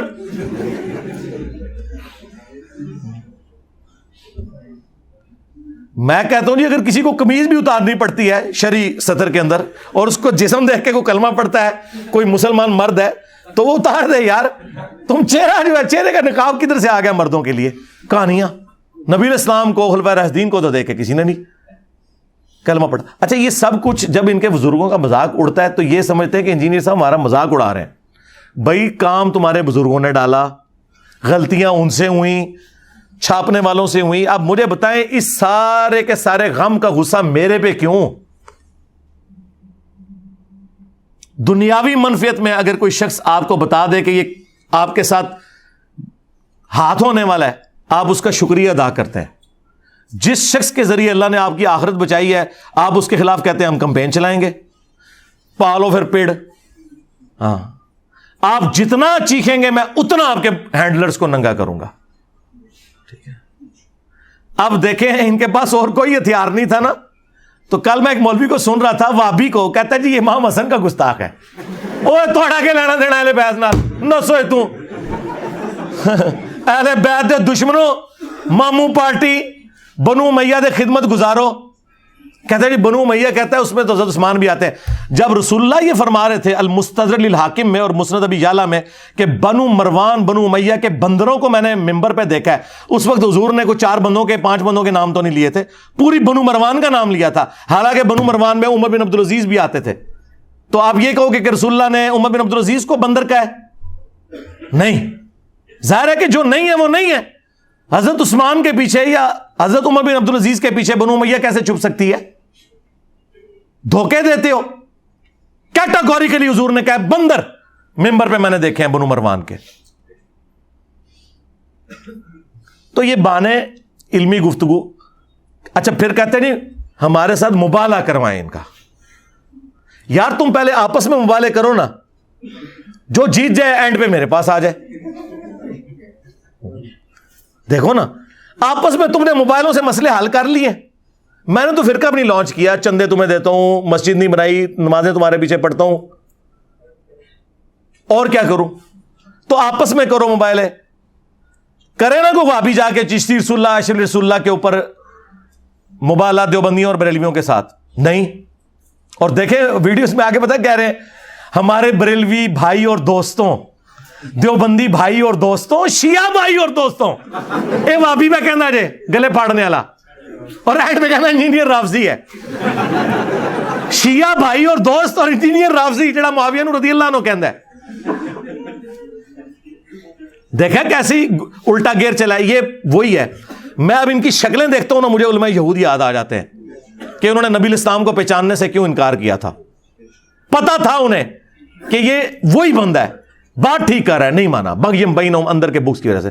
انہیں بھی پتا تھا منہج یہی ہے، لیکن یہ اسی ضد پہ اترے کہ علماء یہود کہا کرتے تھے کہ مسلمانوں سے تو بت پرست بہتر ہے۔ اور سورہ النساء میں اللہ نے ان کا یہ قول نقل کیا ہے کہ یہ کہتے ہیں کہ مشرکین عرب مسلمانوں سے بہتر ہیں، حالانکہ انہیں پتا تھا کہ مشرکین عرب تو موسیٰ علیہ السلام کو مانتے ہی نہیں، مسلمان تو نہ صرف موسیٰ علیہ السلام کو مانتے ہیں بلکہ 17 مہینے بیت المقدس کی طرف رخ کر کے نماز پڑھی ہے۔ انہوں نے ہر چیز 0 سے ملٹیپلائی کر دی، جس طرح وہابی میرا رفع الیدین 0 سے ملٹیپلائی کر رہے ہیں، میرا توحید کا عقیدہ 0 سے ملٹیپلائی کر رہے ہیں ایک ماموں کو بچانے کی خاطر۔ جس طرح بنو اسرائیل تباہ ہو گئی تھی نا وہ بچڑے کے چکر میں، اس طرح یہ بنو اسماعیل میں ان کے لیے یہ بچڑا جو ہے نا یہ ماموں بن گیا ان کا، جس کی محبت انہیں پلا دی گئی ہے. اب یہ ان کے ساتھ یہی ہونا ہے کہ انہوں نے اپنا ایمان برباد کرنا ہے جس طرح انہوں نے برباد کیا تھا، حالانکہ پیغمبر موجود تھا اس کے باوجود.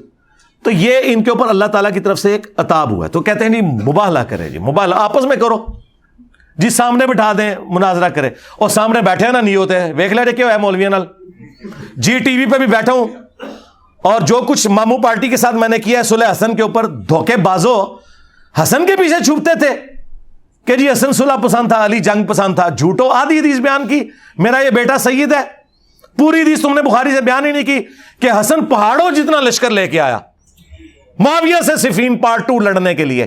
عمر بن عاص نے کہا کہ یہ لشکر میں دیکھ رہا ہوں معاویہ جب تک یہ اپنے مخالفین کو بھگائے گا نہیں، یہ واپس نہیں جائے گا. یہ بخاری کے الفاظ تم نے کیوں نہیں بیان کیے؟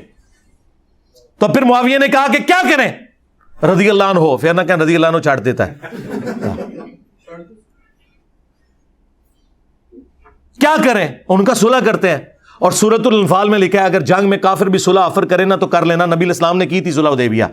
یہ صلح اگر معاویہ ابن ابی سفیان حضرت علی کو آفر کرتے تو وہ بھی قبول کر لیتے.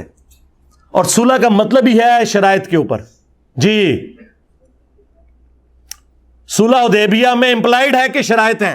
دونوں طرف جب پارٹیاں بیٹھتی ہیں صلح کسی ٹریٹی کے اوپر ہوتی ہے.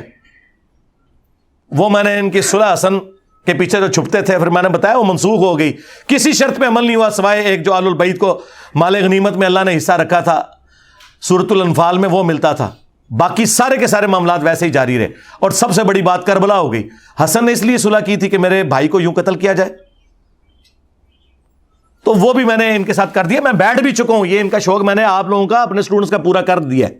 آنا مجھے کوئی میڑا نہ مارے. میرا یہ رمضان جو ہے ایک سمجھ لیں تحویل قبلہ ہوا ہے اس حوالے سے. میں جی ٹی وی پہ بیٹھا ہوں، سنی شیعہ کنفلکٹ مکمل ڈسکس کیے ہیں، اور ان علماء کے سامنے. علیحدہ سے تو میں ویسے بھی ٹی وی چینلز پہ کرتا تھا، اور نیو ٹی وی کے اوپر بیٹھ کے میں نے فرقہ واریت کو ڈریس کر کے ان کے چہرے کا سرخی پاؤڈر آپ کے سامنے اتار دیا. آپ مجھے کوئی گلا نہ کرے، سیدھی سی بات ہے. اب کیا رہ گیا ان کے پلے؟ پھر بھی میں کہتا ہوں کہ چلو یار، اگر گورنمنٹ لیول کے اوپر ان کے بڑے آ جائیں، اور بڑے وہ جو ان کو ڈگریاں دیتے ہیں، بریلویوں کی طرف سے مفتی منیب الرحمان صاحب حافظہ اللہ تعالی، دیوبندیوں کی طرف سے مفتی تقی عثمانی صاحب حافظہ اللہ تعالی، اہل حدیث کی طرف سے ساجد میر صاحب حافظہ اللہ تعالی، اور اہل تشیع کی جانب سے ساجد نقوی صاحب حافظہ اللہ تعالی. اگر یہ چار بڑے گورنمنٹ لیول کے اوپر ان کو گورنمنٹ ارینج کرتی ہے میرے ساتھ ڈسکشن کے لیے، یہ کرسیوں پہ بیٹھے میں ان کے قدموں میں بیٹھوں گا، آئیں عقیدہ توحید پہ بات کر لیں، ختم نبوت کے اوپر کر لیں، اور باقی مسئلے تو بعد میں، پہلے تو یہ بنیادی چیزیں ہیں. میں تیار ہوں. اور اگر یہ سمجھتے ہیں کہ ہمارے اندر سپیکنگ پاور نہیں ہے، ہمیں خام خواہ انہوں نے بڑا بنا دیا تھا، ہمارے پاس فلاں چرب زبان قسم کے چھوٹو موجود ہیں، ہم نے وہ لانچ کرنے، ٹھیک ہے ایک ویڈیو بنائیں. یہ کہہ رہے ہیں پہلے کہتا تھا لکھ کے دیں، میں نے پہلے دن سے ویڈیو کی ڈیمانڈ رکھی ہے. اور مولویوں بنو امیہ کی چالیں جہاں ختم ہوتی ہیں میری عقل وہاں سے سٹارٹ ہوتی ہے. مجھے پتا تھا کہ تم لوگ تحریر سے بھاگ سکتے ہو، تحریر تو کوئی بھی بنا لے گا اڈوب فوٹو شاپ میں. تم ویڈیو بناؤ گے کہ یہ چھوٹو میرا چھوٹو ہے، اس کی ہار میری ہار، میری ہار میرے فرقے کی ہار ہے، اور وہ ویڈیو میں چڑھاؤں گا، اس کے رائٹس میرے پاس ہوں گے، میں عوام کو بتاؤں گا، میں بیٹھ جاؤں گا. اور ٹائم قیامت تک جائے تو ہڈی آنے والی نسلیں کوئی بندہ بیٹھ جائے. میں نے اتنا کچھ ریکارڈ کروا دیا کہ ابھی یہ جتنے بھی یہ نئی کوئی پخیں چھوڑتے ہیں تو میں اپنے اسٹوڈنٹس کے چینل سے کہتا ہوں اس کو جواب دو. ابھی یہ جی ایم بھائی نے سارے مولویوں کے جواب ایک ایک کر کے چڑھائے ہیں نا رائے ہدایت چینل کے اوپر. وہ لگتا ہے کہ انہی کو میں نے ایڈریس کیا ہوا ہے. مجھے پتا ہے یار انہوں نے آندھا بھی جو باتیں کرنی ہیں میں نے وہ بھی ریکارڈ کروا دی ہوئی ہیں. میرے کسی اسٹوڈنٹ کو میرا دفاع کرنے کی ضرورت نہیں سوائے اس کے کہ اسے یہ پتا ہو کہ میں نے کون سی بات کہاں کی ہوئی ہے. وہ جوڑے گا جواب دے دے گا. کیونکہ میں نے ان کے شیطانی دماغوں میں جتنے وسوسے آتے تھے نا پرانے بزرگوں کے، آج کے اور آندہ بھی کوئی آئیں گے، ظاہر میں بھی اسی گندگی سے نکل کے آیا ہوں نا، تو ایک ایک چیز کا جواب میں نے ویڈیو میں ریکارڈ کروا دیا ہوا ہے پراپر فارم کے اندر. یہ میں ان لوگوں کے لیے جو کہہ رہے ہیں کہ یا مناظرہ کرے یا پھر ہم دھرنے دیں گے، ٹھیک ہے، تو وہ میں نے پھر آفر رکھی ہے کہ ٹھیک ہے یار بڑے بلاؤ، بیٹھ جاتے ہیں گورنمنٹ لیول کے اوپر کرو. اور ریاستی اداروں میں جو تم لوگوں کی عزت ہے نا، بس انورٹڈ کاموں میں چھوڑ دو تم سب لوگوں کی. ہاں سب کو پتا ہے کہ کیا ہو تم لوگ. تم لوگوں کو کسی قابل نہیں کوئی سمجھتا. تم لوگوں نے کیا دین کا تعارف کروایا؟ صرف تم لوگوں نے چندے اکٹھے کیے ہیں اللہ اور اس کے رسول کے نام کے اوپر، جائیدادیں بنائی ہیں، مکے اور مدینے کی آوازیں لگا کر سواریاں سوار کی ہیں اور پھینکی ہیں دیوبند میں، بریلی میں، اجمیر میں اور بغداد میں جا کے غداری کی ہے تم نے اپنے پیغمبر کے ساتھ. تو دیکھو اللہ تعالیٰ نے پھر کتنی بڑی بلا تمہارے اوپر چھوڑ دی ہے. جو کہتا ہے میرے نبی سا ہے ہی کوئی نہیں، تیرے بابے تے شے ہی کوئی نہیں. صلو علی محمد و آل محمد، اللہم صلی علی محمد وعلی آل محمد واصحاب محمد وازواج محمد وامت محمد اجمعین الی یوم الدین آمین. اب آپ کا یہ ریئل ٹائم جو تھدا آیا ہوا ہے پرچیوں والا، اس کو میں کوشش کرتا ہوں کہ 1 گھنٹے کے اندر کور کروں انشاءاللہ تعالی، اور پھر آپ کو رخصت کریں. اب تو رمضان بھی ختم ہو چکا ہے، دودھ پتی اور سموسے بھی انشاءاللہ. آج صبح کوک ہمارا مینیج نہیں ہو سکا تھا، اس لیے ناشتہ آپ کو ہوٹل سے کروانا پڑا ہے ہمیں، لیکن ویسے عام دنوں میں ہم نے ناشتے کا ارینجمنٹ ادھر کیا ہوتا ہے اپنا بھی. باقی بل تو نہیں لیا نا آپ سے کسی نے؟ ہاں بل نہیں لیندے، بے فکر ہو. میں مسلح چکنا ہے جی، ڈلی پہاڑ کے عثمان بھائی نے دینی ہے.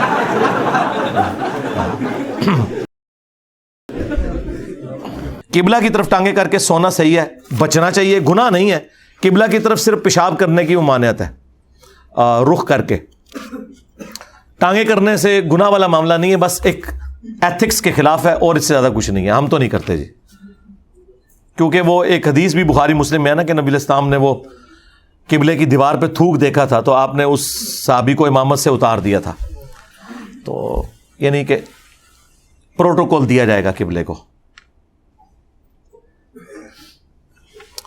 5 بھائی ہیں، سب اکٹھے ہیں، 4 کمانے کے قابل ہیں اور چاروں نے مل کر پراپرٹی بنائی.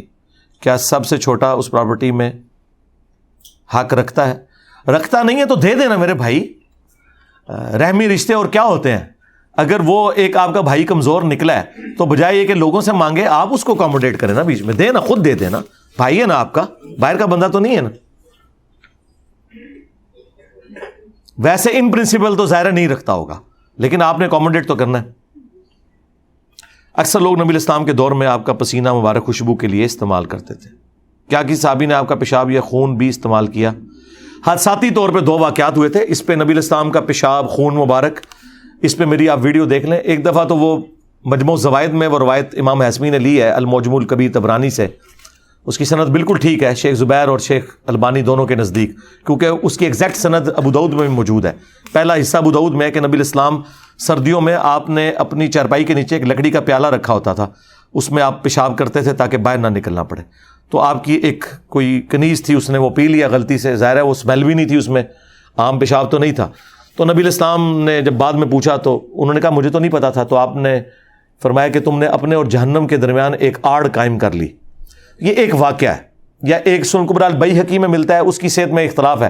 یہ پیشاب والے کی صحت میں تو کوئی اختلاف نہیں ہے کہ عبداللہ ابن زبیر کو نبی علیہ السلام نے جب حجامہ کپنگ کروائی تو ایک پیالہ دیا اور کہا کہ اسے کسی محفوظ جگہ پہ دفن کر دو.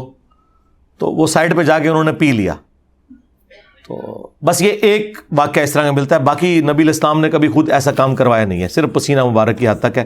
وہ بخاری مسلم میں وہ آپ نے انڈورس بھی کیا، کیونکہ جب ام سلیم وہ پسینہ جمع کر رہی تھی تو بخاری مسلم کے الفاظ ہے، آپ نے فرمایا تم نے اچھا کام کیا. انہوں نے کہا کہ میری بچی کی شادی ہے تو ہم یہ خوشبو کے لیے استعمال کرتے ہیں. جب ہم کسی بزرگ کی لکھی ہوئی کتاب کو اوتھینٹک نہیں مانتے تو جن اماموں نے حدیث کی کتابیں لکھی ہیں ان کو ہم کیسے اوتھینٹک مانتے ہیں؟ بھئی بزرگوں اور اماموں کا کیا لینا دینا میرے بھائی؟ 24 کیرٹ سونے کو آپ تانبے اور اس کے ساتھ کیوں کمپیئر کر رہے ہیں؟ بزرگوں کی کتابیں جو ہے نا وہ تو خود بزرگوں کے ماننے والے اس سے آ رہی ہیں نا. حدیث کی کتابیں سند کے ساتھ آئی ہیں میرے بھائی. ہاں ان کے کلمی نسخے موجود ہیں، اس پہ کوئی دوسری رائے نہیں ہے. وہ حدیث کی کتابیں پوری سند کے ساتھ جمع کی گئی ہیں. بزرگوں کی کتابیں تو ایک بندہ بیٹھ کے ہزاروں بندے کے بارے میں لکھتا ہے، وہ تاریخ اور بزرگوں کی کتاب ہوتی ہے. اور ہزاروں بندے مل کے ایک بندے کے بارے میں رپورٹ کرتے ہیں کہ وہ کیسا تھا، وہ حدیث کی کتاب ہوتی ہے، اس میں تو راوی ہوتے ہیں. باقی غامدی صاحب سے متعلق 20 سوالات میری ویڈیو دیکھ لیں، یہ پورا مقدمہ ہے. جب ہم کوئی گناہ کرتے ہیں تو ہم لوگ کہتے ہیں شیطان نے ابھارا یا نفس نے.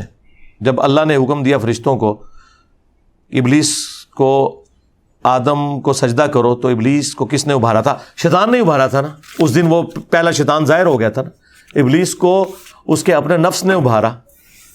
ہمارے بھی برائی کے کام نفس ہی کرواتا ہے، شیطان صرف پھونکے مارتا ہے. قرآن میں واضح موجود ہے، اس کا اختیار نہیں ہے، صرف دعوت دیتا ہے. سورہ ابراہیم کی جو آیت نمبر 22 ہے، جس میں شیطان کی آخری ملاقات ہے انسان کے ساتھ قیامت کے دن، وہ کیا کہتا ہے کہ میرا تو اس پہ کوئی اختیار نہیں تھا، میں نے تو صرف تجھے بلایا تھا، تو نے میری دعوت قبول کی تھی، آج اپنے آپ کو ملامت کر، مجھے ملامت نہ کر. ناخن کاٹنے کا سنت طریقہ پاپا جانی سے سیکھیں، ایتو شروع کر کے اوتے ختم. اس طرح کا کوئی روایت اصول محدثین پہ ثابت نہیں ہے. ناخن کاٹنے ہیں، مسلم شریف میں موجود ہے 40 دن میں ایک دفعہ. ناخن بھی کاٹنے ہیں، بغلوں کے بال بھی، زیر ناف بال بھی، اور مونچھیں بھی پس کرنی ہے. یہ 4 کام آپ نے 40 دن میں ایک دفعہ کرنے ہیں. اور اگر آپ ہر ہفتے یا 2 ہفتے بعد کر لیں تو زیادہ بہتر ہے. باقی 40 دن میں ایک دفعہ کر لیں. باقی اس کی کوئی اس طرح کی ترتیب نہیں بتائے گی. اگر دنیاوی حالات نماز میں آئے تو نماز پر کیا اثر پڑتا ہے؟ نماز تو ہو جائے گی، نماز کی روحانیت کمزور ہوگی. اسی لیے دیکھیں کسی حدیث کے اندر خشوع خضوع کو نماز کا حصہ قرار نہیں دیا گیا. ہمیشہ بات ہوتی ہے ظاہری اعمال کے اوپر کہ آپ نے ہر رکعت میں 1 رکوع اور 2 سجدے کرنے ہیں، ہر رکوع کے بعد قومہ کرنا ہے، 2 سجدوں کے درمیان بیٹھنا ہے، 2 رکعتوں کے بعد بیٹھنا ہے، 4 رکعتوں کے بعد بیٹھ کے پڑھ کے سلام پھیرنا ہے، سورہ فاتحہ آپ نے پڑھنی ہے. صرف ظواہر پہ بات ہوتی ہے. دنیاوی خیالات تو آئیں گے نا میرے بھائی. جب آپ ہر وقت دنیا میں ہی رہیں گے، 1:30 بجے جماعت ہے، 1:30 بجے گھر سے نکلیں گے، تیزی سے وضو کر کے آخری رکعت میں ملیں گے تو اور کیا خیال آئے گا؟ کوئی سوئچ ہے جو آن ہو جائے گا؟ اس کا حل یہ ہے کہ پھر اذان ہو تو آپ گھر سے نکل پڑیں، تسلی سے جا کے وضو کریں، نوافل ادا کریں جو سنت موقدہ ہوں یا غیر موقدہ شروع والی، پھر تسلی سے آپ کریں اور نماز کا ترجمہ یاد کریں، انشاءاللہ معاملات سیدھے ہو جائیں گے. ہجرت کے سفر میں جو واقعات بیان کیے جاتے ہیں کیا کہاں تک درست ہیں؟ مثلا سانپ کا کاٹنا، یہ تو جعلی روایت ہے سانپ کے کاٹنے والی. وہ بہیقی کے اندر موجود ہے، دلائل النبوہ کے اندر بھی، اور مشکات کی 3 جلد میں بھی. یہ تو روایت جعلی ہے. باقی غار ثور والا واقعہ تو قرآن میں آیا ہے، سورہ توبہ کے اندر، بخاری میں بھی آیا ہے. حضرت ابوبکر صدیق رضی اللہ تعالیٰ عنہ آپ کے ساتھ تھے. مسند احمد میں آیا کہ مولا علی کو اپنی چارپائی پہ لٹایا تھا. اس کے لیے آپ میری ایک ویڈیو دیکھیں، رسول اللہ کا قاتل کون. اس میں نبی علیہ السلام کی زندگی میں جتنی مرڈر اٹیمپٹس ہوئی تھی نا، وہ ساری میں نے ڈسکس کی ہیں ایک جگہ پہ. اور جو اس میں غالی شیعہ غلوف کرتے ہیں، صحابہ کرام پہ بکواسیات کرتے ہیں، میں نے صحابہ کرام کا دفاع کیا تھا اور صحیح بات بتائی تھی. اس میں نے یہ سارے واقعات ڈسکس کیے. موقوف اور مرفوع کس کو کہتے ہیں؟ موقوف یہ ہے کہ صحابی اپنے ریفرنس سے کوئی بات بیان کر دے، وہ یہ نہ بتائے کہ میں نے نبی علیہ السلام سے سنی ہے، تو ہم یہ کہتے ہیں حدیث موقوف ہے، اور وہ صحیح ہوتی ہے تا وقت کہ کوئی صحیح حدیث اس کی مخالفت نہ کر دے صحابہ کرام کے اجماع کے ساتھ. صرف صحیح حدیث کی مخالفت بھی ضروری نہیں ہے جب تک صحابہ کرام اس کو انڈورس نہ کریں. ہو سکتا ہے وہ دونوں باتیں درست ہوں، جس طرح اب بخاری میں ہے کہ نبی علیہ السلام کندھوں تک ہاتھ اٹھاتے تھے، مسلم میں کانوں تک اٹھاتے تھے. دونوں حدیثیں موجود ہیں. تو اب آپ یہ نہیں کہیں گے ٹکرا رہی ہیں، دونوں طریقے ثابت ہو گئے.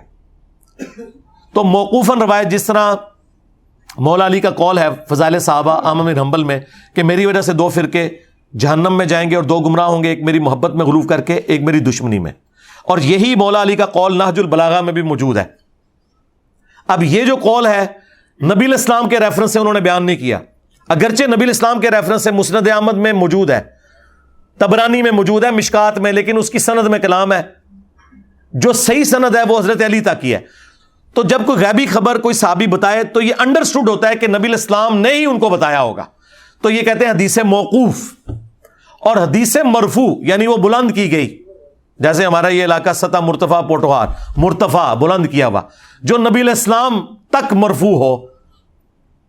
بعض اوقات ایک جگہ موقوف ہوتی ہے، دوسری جگہ مرفوع آ جاتی ہے. مثلا امام بخاری صحیح بخاری میں موقوفاً لے کر آئے کہ مولا علی علیہ السلام نے حضرت عمر فاروق رضی اللہ تعالیٰ عنہ کو ایک شخص پہ حد لگانے سے روک دیا تھا، چیف جسٹس جو تھے، اور کہا کہ امیر المومنین کیا آپ کو نہیں پتا کہ 3 لوگوں سے اللہ نے اپنا قلم اٹھا لیا ہے، سویا ہوا شخص پاگل اور چھوٹا بچہ. یہ شخص پاگل ہے جس کے اوپر آپ نے حد جاری کیا، تو حضرت عمر نے اپنا ڈیسیژن واپس لے لیا. بخاری میں یہ واقعہ ہے. اور حضرت علی نے حدیث نہیں بیان کی، خود اپنی طرف سے بات کی کہ اے امیر المومنین 3 لوگوں سے اللہ نے قلم اٹھا لیا. لیکن سنن ابن ماجہ میں جو یہ روایت ہے نا وہ یوں ہے کہ مولا علی کہتے ہیں کہ میں نے رسول اللہ سے سنا کہ 3 لوگوں سے اللہ نے اپنا قلم اٹھا لیا. تو یہ کنفرم ہو گیا کہ وہاں جو مولا علی کہہ رہے تھے اگرچہ انہوں نے نبی علیہ السلام کو مینشن نہیں کیا, یہ انڈرسٹوڈ تھا کہ رسول اللہ کے سننے پر ہی موقوف ہے. لیکن یہ ہر جگہ رول نہیں اپلائی ہوتا. بعض اوقات ہو سکتا ہے کسی صحابی کی اپنی ذاتی رائے بھی ہو, لیکن وہ کسی بریلوی دیوبندی وہابی نے نہیں چیک کرنا. وہ محدثین بتاتے ہیں کہ یہاں پہ اس صحابی کی ذاتی رائے تھی, انہیں اس معاملے میں اجتہادی غلطی لگی, اور اوورآل جو ہے یہ معاملہ اس طریقے سے ہے. مثلا ہم سمجھتے ہیں کہ وہ تمام اصحاب جنہوں نے جنگ صفین میں یا جنگ جمل میں حضرت علی کا ساتھ نہیں دیا اور غیر جانبدار ہو گئے, انہیں اجتہادی غلطی لگی تھی. خصوصاً ابو بکر رضی اللہ تعالیٰ عنہ جو یہ کہتے تھے, لوگوں کو منع کرتے تھے کہ جی یہ حدیث ہے بخاری میں 7083, اس کے نیچے پھر محدثین نے باقاعدہ شرح بیان کی ہے کہ بھئی ابو بکرہ کا یہ موقف درست نہیں تھا. ایک صحابی ابو بکر, ایک ہے ابو بکرہ. وہ لوگوں کو روکتے تھے اس بات سے کہ وہ حضرت علی کا یا ان کی مخالفین کسی جماعت کا ساتھ دیں. وہ کہتے تھے کہ نبی علیہ السلام نے فرمایا کہ جب ایک مسلمان دوسرے پہ تلوار اٹھاتا ہے نا تو دونوں جہنمی ہو جاتے ہیں, قاتل اور مقتول. تو صحابہ نے پوچھا کہ قاتل تو جہنمی ہے, مقتول کیوں؟ تو نبی علیہ السلام نے فرمایا کہ مقتول نے بھی تو اپنے بھائی کو قتل کرنے کا ارادہ کیا تھا نا. اس حدیث کو فٹ کرتے تھے جنگ جمل اور صفین کے اوپر. اب مجھے بتائیں, جنگ جمل اور صفین میں جو صحابہ تھے وہ تو ان سے بہت سینئر تھے, ان کو دین کا فہم بھی ان سے زیادہ تھا. پھر مولا علی سے زیادہ کون علم دین جانتا تھا؟ مولا علی کی حکم پہ عمل کر رہے تھے جو سورہ الحجرات میں کہ جب مسلمانوں کا گروہ باغی ہو جائے تو اس کے خلاف قتال کرو یہاں تک کہ توبہ پر آمادہ ہو جاؤ. تو یہ کہتے ہیں یہ حضرت علی کے مخالفین کو باغی کہتا ہے, اور قرآن میں لکھا ہوا ہے باغی, بغا کا لفظ موجود ہے لیکن وہ پولیٹیکل ٹرم میں باغی ہے, دین سے باغی نہیں. نعوذ باللہ. ہم رضی اللہ عنہ کہتے ہیں, اسی مجلس میں میں رضی اللہ عنہم اجمعین وعلیہم السلام اجمعین کہہ رہا ہوں, تو رسپیکٹ تو نہیں کم ہونے دے رہا. یہ پولیٹیکل ٹرم, بس مولوی پورا نہیں پڑھا لکھا ہے نا, ان کے کرم ہے, انہوں پڑھانا بھی میں آ کے کہ جدو میں پولیٹیکل لفظ بول رہے تھے مطلب کیا ہے. اور خدا نہ خواستہ اگر یہ پولیٹیکل نہیں تھا تو پھر تو بڑا خطرناک مسئلہ ہے. اس کا تو مطلب ہے حضرت علی کیا مخالفین کو کافر سمجھتے تھے؟ کیونکہ بخاری مسلم میں حدیث ہے کہ 3 وجہ سے ہی مسلمان کا قتل کیا جا سکتا ہے, یا وہ دین چھوڑ جائے مرتد ہو جائے, یا وہ شادی شدہ زانی ہو تو اسے سنسار کیا جائے گا, یا قتل کے بدلے قتل کیا جائے گا. اب یہ تینوں کیٹیگریز حضرت علی کے کیس میں ان کے مخالفین کے ساتھ تو نہیں آتی ہیں, تو چوتھی کیٹیگری پھر قرآن والی ماننی پڑے گی, جب مسلمانوں کا گروہ باغی ہو جائے تو اس کے خلاف قتال کرو. ورنہ پھر آپ کو حدیث والا ماننا پڑے گا کہ حضرت علی کے مخالفین کیا نعوذ باللہ مرتد ہو گئے تھے؟ نہیں. کیا وہ زانی تھے کہ سنسار کروانا تھا ان کو؟ نہیں. کیا قتل کے بدلے قتل ہو رہا تھا؟ نہیں. بلکہ ایک پولیٹیکل گورنمنٹ کے خلاف انہوں نے اعلان بغاوت کیا تھا, اور یہ اعلان بغاوت پولیٹیکل تھا, نہ کہ یہ کہ نعوذ باللہ وہ کوئی اسلام سے نکل گئے تھے. ہم تو خوارج کے بارے میں بھی نہیں کہتے کہ وہ اسلام سے نکل گئے ہیں, اگرچہ ان کے بارے میں حدیثیں ہیں, ان کی ہم تعویل کرتے ہیں مولا علی کی وجہ سے, کیونکہ مولا علی سے جب پوچھا گیا مصنف ابن ابی شیبہ میں یہ کیا ہے, کافر ہیں, انہوں نے کہا کافر نہیں ہے, یہ کفر سے اتنی نفرت کرتے ہیں کہ میرے بارے میں بدگمان ہو گئے کہ میں کافر ہو گیا ہوں, اس لیے تو میرے خلاف کھڑے ہوئے. اینا جگرا مولا علی دا, اپنے مخالفین دا بھی دفاع کر رہے ہیں کہ یہ میرے خلاف اس لیے ہوئے ہیں کہ انہوں نے مجھے کافر سمجھا ہے, یہ اس بات کی دلیل ہے یہ کفر سے نفرت کرتے ہیں. اب مولا علی کو تو چاہیے تھا بخاری مسلم کی حدیث فٹ کر دیتے کہ جو کسی مسلمان کو کافر کہے اس پہ کفر لوٹ جائے گا. انہیں پتا تھا یہ اس صورت میں ہے جب تعویل کی غلطی نہ لگی ہوئی ہو. یہی تو ہم نے بات کی تھی کہ تعویل کی غلطی کی وجہ سے اگر کوئی کسی صحابی کو کافر کہہ لے اس پہ کفر نہیں لوٹتا. ہاں جو صحابی یا مسلمان سمجھتے ہوئے کہے گا وہ تو عام مسلمان کو بھی آپ کافر کہہ دیں تو کفر لوٹ جاتا ہے. اور یہ بات امام بخاری نے صحیح بخاری میں چیپٹر کی ہیڈنگ میں لکھی ہوئی تھی کہ اگر کوئی کسی مسلمان کو کافر کہہ دے تو وہ کافر نہیں ہوگا تعویل کی غلطی کی وجہ سے. ابن ابی بلتا والا واقعہ لکھا اور انہوں نے کہا حضرت عمر کافر نہیں ہوتے, اگرچہ انہوں نے ایک بدری صحابی کو منافق اور کافر کہہ دیا تھا کیونکہ حضرت عمر کو غلطی لگی تھی, لیکن حضور نے اسے توبہ اس لیے نہیں کروائی کہ اگر کوئی تعویل کی غلطی کی وجہ سے کسی مسلمان کو بدری صحابی کو بھی کافر کہہ دے اس پہ کفر نہیں لوٹتا. دیکھو یہ ٹیکنیکل بحثیں تھی, پیورلی مجھ سے پہلے کتابوں میں لکھی ہوئی تھی, لیکن کسی نے ان کی منجی نہیں ٹھوکی ہوئی تھی نا, اس لیے ان سے ان کو کوئی مسئلہ نہیں. امام بخاری لکھ کے گئے ہیں کہ بدری صحابی کو بھی کافر کہنے سے کوئی کافر نہیں ہوگا تعویل کی غلطی کی وجہ سے. انجینئر نے کہتا اور جاؤ پڑھ کے آؤ, خدا آدھا نہ آ جائے, لیکن پڑھو گے تو ہی پڑھنا پڑے گا. میری ویڈیو دیکھو, پڑھنے سے ویڈیو دیکھو تو پتہ لگے. بخاریاں پڑھ پڑھ کے نکلے ہو، پتہ ہی نہیں بخاری کے لکھے ہے. تو وہ جو بخاری کی حدیث تھی نا ابو بکر ولی رضی اللہ تعالیٰ عنہ، اس کے کانٹیکسٹ میں وہ پھر باقاعدہ محدثین اس کو ریبٹل کرتے ہیں کہ حضرت علی نے جو جنگ لڑی ہے وہ پولیٹیکل اختلاف کی وجہ سے. ویسے تو بخاری مسلم میں موجود ہے کہ جس نے وقت کے امیر کو نہیں پہچانا جاہلیت کی موت مرا ہے اور وہ بیعت ضروری ہے، اور یہ ساری چیزیں موجود تھیں. تو یہ ماننا پڑے گا یہ پولیٹیکل بغاوت والا سٹانس ہے. اچھا، اب وہ پھر اس سے اگلے سٹیپ پہ جا کہتے ہیں نہیں جو اصحاب جمل تھے انہوں نے حضرت علی سے معافی مانگ لی تھی. بالکل، تو اس کا انکاری کون ہے؟ تو میں بتا رہا ہوں کہ معافی مانگی ہے. مجھ سے زیادہ سیدہ عائشہ کا دفاع کس نے کیا ہے؟ طلحہ اور زبیر کا کس نے کیا ہے؟ تم لوگوں کا کیا لینا دینا صحابہ کے ساتھ؟ لیکن وہ جو ایونٹ پرفارم ہوا ہے اس پہ محدث اعظم سعودیہ کے پورے کمنٹس پڑھو حدیث حوض کے اوپر. انہوں نے کہا یہ بات بالکل غلط ہے، ہم کہ دونوں پارٹیاں درست تھیں، ہزاروں مسلمان قتل ہو گئے، ہمیں یہ سیٹ کرنا پڑے گا، رسپانسبلٹی فکس کرنی پڑے گی یا حضرت علی کی جماعت کے اوپر یا ان کے مخالفین کے اوپر. تو انہوں نے کہا رسپانسبلٹی ان کے مخالفین پہ فٹ ہوتی ہے، ان کی وجہ سے مسلمان شہید ہوئے ہیں. حضرت علی حق پہ تھے، خلیفہ برحق تھے. یہ محدث اعظم ناصرالدین البانی سلسلہ حدیث سیاح میں لکھ رہے ہیں، اور میں نے وہ سارا اپنے کربلا والے ریسرچ پیپر میں نقل کیا ہے. اور رہ گئے اصحاب صفین، ان کے بارے میں تو بخاری موجود ہے. تقتلہ الفئۃ الباغیہ یدعوہم الی اللہ ویدعونہ الی النار ویح عمار، افسوس ہے عمار تجھے ایک باغی جماعت قتل کرے گی، تو نے اللہ اور جنت کی طرف بلائے گا، وہ جماعت جہنم کی طرف بلائے گی. کہتے ہیں جی باغی کے الفاظ جی موجود ہے، جہنم کی طرف بلانے والی جماعت، جہنمی جماعت میں نے کبھی نہیں کہا. یار خدا کے لیے اپنا لقمہ میرے منہ میں نہ ڈالو. جہنم کی طرف بلانے والی، وہ تو کوئی جھوٹ کی طرف بھی بلائے وہ جہنم کی طرف بلا رہا ہے. جہنم اور جنت کا فیصلہ آخرت میں ہونا ہے، لیکن نبی علیہ السلام کے الفاظ تو میں چینج نہیں کر سکتا کہ باغی اور جہنم کی طرف بلانے والی جماعت. دیٹس آل، بس اس سے آگے ہم نہیں جائیں گے. حالانکہ میں چلا گیا ہوں، میں رضی اللہ عنہ بھی کہتا ہوں اصحاب صفین کو. اصحاب جمل تو 24 کیرٹ سونا ہے نا، وہ تو ٹکر کے لوگ ہیں، وہ سابقون اولون ہیں، اس لیے اللہ نے ان کو توبہ کی توفیق بھی دی. اما عائشہ کو بھی، سیدنا طلحہ کو بھی، زبیر کو بھی، رضی اللہ عنہم اجمعین وعلیہم السلام اجمعین. میرا کربلا والا ریسرچ پیپر پڑھ لیں اور میری ویڈیوز پہ گوائیں. آج جس بات پر شیعہ سنی کا اتفاق ہوا اس کو اجماع کہتے ہیں، یا جس پر صحابہ کرام کا اتفاق. اجماع تو قیامت تک میرے بھائی جاری رہے گا، ہر زمانے میں اجماع ہوتا رہتا ہے. ظاہر ہے اجماع تو بعد کے معاملات کے اوپر ہوتا ہے نا، پرانے جو معاملات ہیں وہ تو سیٹل ہیں. یہ تو ایک جنرل سٹیٹمنٹ ہے نا. مثلا اس دور میں بہت بڑا اجماع قادیانیوں کے کفر کے اوپر ہوا ہے. کیا فرض جماعت کے بعد اجتماعی دعا مانگنا احادیث سے ثابت ہے؟ جی اگر وسیلہ اور توسل کے طور پر کبھی کبھار آپ امام سے کہیں کہ آپ دعا کروا دیں وہ تو درست ہے، لیکن پرماننٹلی کرنا یہ تو خود حنفی بھی مانتے ہیں کوئی ثابت نہیں. کہتے ہیں علماء نے جاری کیا ہے امت سے دعا اٹھنا چاہے، اور دعا بچانے امت سے سنت وظائف اٹھ کے جڑے ایسے لکھے تھے گرین. ہاں، کیونکہ جب بدعت داخل ہوتی ہے تو پھر سنت اللہ تعالیٰ اٹھا لیتا ہے.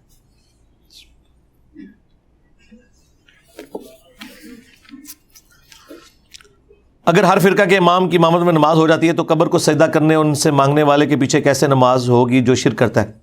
جی کلمہ کو مشرک اور کافر مشرک میں فرق ہے. اگر آپ سمجھتے ہیں کسی کے پیچھے نماز نہیں ہوتی تو پہلے آپ اس کو کافر ڈکلیئر کریں، جڑیں بڑھو کافر کو، پھر اگلی کر کریں گے. اور اگر آپ کہتے ہیں نہیں ہے مسلمان ہے تو اپنی ساری کمزوریوں کے باوجود اس کے پیچھے نماز ہوگی. ایک پوری ڈاکٹرن ہے. شرک والے امام کے پیچھے نماز پڑھنا، انگلش سب ٹائٹل کے ساتھ یہ ویڈیو اپلوڈ ہوئی ہوئی ہے، کیونکہ انگلینڈ میں بھی کافی سلفی ہیں جن کے دماغ میں یہ غبار ہے اور وہ لوگوں کو ابھارتے ہیں کہ ایک دوسرے کے پیچھے نماز نہ پڑھو. تو اس ویڈیو کا میں نے انگلش سب ٹائٹل بھی کروایا تھا، وہ آپ ویڈیو دیکھ لیں. شرک والے امام کے پیچھے نماز. تسی شرک والے کہہ رہے ہو نا، وہ کہتے ہیں گستاخ رسول امام کعبہ اور مسجد نبی کے امام کے پیچھے نماز کیسے ہو جاتی ہے؟ ہاں انہوں نے بھی اینک دا ذرا دھیان کرو نا. ہاں اپنے کنویں جیتے نا انہوں دنیا سمجھ کے بیٹھو. ہاں وہ بھی یہی کہتے ہیں دوسرے کہ گستاخ رسول نجدی کعبے کا امام اور مسجد نبی کا امام، اس کے پیچھے کیسے نماز ہو جاتی ہے جو گستاخ رسول ہے؟ تو پھر بھابی کے کہتے ہیں نہیں وہ گستاخ رسول نہیں، سرکار وہ بھی کہتے ہیں مشرک نہیں. ٹھیک ہے، تو پھر اس کا مطلب یہ ہے کہ دونوں کو آپ بینیفٹ آف ڈاؤٹ دیں، صرف ان کی اصلاح کی کوشش کریں. میرا بھائی 2018 میں جب ریورٹ ہوا تو وہ بھی آہستہ آہستہ دین حق پر آ گیا، لیکن اچانک نومبر میں اس کی فات ہوگی. اب اللہ تعالیٰ اس کی غلطیوں کو معاف کرے. موج لگ گئی ہے جی، جنت میں پہنچ گیا، آپ کو اور کیا چاہیے؟ ہاں اس نے کوئی تکلیف نہیں اٹھائی. ابھی جو سسرالی رشتوں کی، ماں باپ سے تکلیف نہیں ملی، بیوی سے تکلیف نہیں ملی، بچوں کی مشقت نہیں، اللہ تعالیٰ نے اسے چھوٹی عمر میں اپنے نبی الاسلام تک پہنچا دیا انشاءاللہ تعالیٰ. ہاں جی، بخاری مسلم میں حدیث ہے، جس نے ایک دفعہ بھی صدق کے دل سے کلمہ پڑھا وہ جنت میں جائے گا انشاءاللہ تعالیٰ. وہ تو یہ سارے کے سارے حالات و واقعات جو ہیں دنیا کے، وہ تو باقاعدہ قرآن میں آیا ہے، حدیث مسلم شریف کے اندر، کہ جنتی تو جنت میں ڈسکشن کرتے ہیں اور کہتے ہیں یا اللہ ہمارے بھائیوں کو بھی ہم تک جلدی جلدی پہنچاؤ. ہوتے تو انتظار کر رہے ہوتے، تسی اپنی فکر کرو. حضرت ابو ہریرہ اور عبد الرحمن بن عوف ایک ہی صحابی ہیں؟ نہیں، عبد الرحمن بن عوف اور ہیں. اگرچہ حضرت ابو ہریرہ کا نام بھی عبد الرحمن ہے، ہاں، لیکن وہ الدوسی کہلاتے ہیں، وہ قبیلہ الگ سے، نام دونوں کے کامن ہے.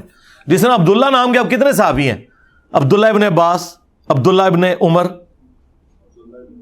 عبداللہ ابن زبیر، ٹھیک ہے، عبداللہ ابن مسعود. اب صحابہ کرام اس کا فرق کرتے ہیں. اگر بخاری مسلم میں صرف عبداللہ لکھا ہو نا تو اس سے مراد ابن مسعود ہوتے ہیں. عبداللہ بن عمر کو امام بخاری امام مسلم عبداللہ ابن عمر نہیں لکھتے، ابن عمر لکھتے ہیں. اور عبداللہ ابن عباس کو عبداللہ ابن عباس نہیں ابن عباس لکھتے ہیں. خالی عبداللہ اگر لکھا ہونا کسی حدیث میں تو اس سے مراد ابن مسعود ہوتے ہیں. اور یہ پروٹوکول اس لیے محدثین نے دیا کہ ان سب میں سب سے زیادہ سینئر ابن مسعود ہیں. وہ صحابہ صفہ میں بھی ہیں، سینئر اصحاب میں بھی ہیں، اس لیے ان کو پروٹوکول دیا ہے کہ عبداللہ کہنا ہے تو ابن مسعود کو کہنا ہے. اور سب سے بڑھ کر بخاری میں نہیں آتا کہ وہ حضور کے نالین اپنے ساتھ سفر و حضر میں رکھتے تھے، صاحب النالین وہ مشہور تھے. علی بھائی قرآن و حدیث کی روشنی میں رحمت کا مفہوم سمجھا دیں. جی سمجھایا ہوا نا، اللہ کی رحمت سے دھوکہ. یہ وہ کلپ ہے کہ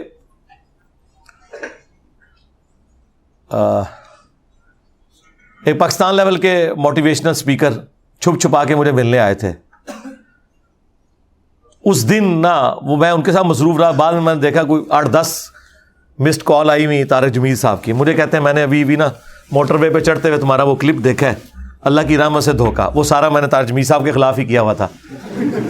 تو میں نے کہا لو جی مجھے ڈانٹیں. کہتے ہیں نہیں باتیں تم نے ٹھیک کی ہیں لیکن یار میں نہیں اس طرح بول سکتا، میری طبیعت ذرا اور طرح کی ہے، لیکن تم جو کہہ رہے ہو نا یہی ہے، واقعی قرآن یہی کہتا ہے. ٹھیک ہے. کہتے یار میں اس لیے نہیں کرتا، پھر لوگ دور ہو جاتے ہیں.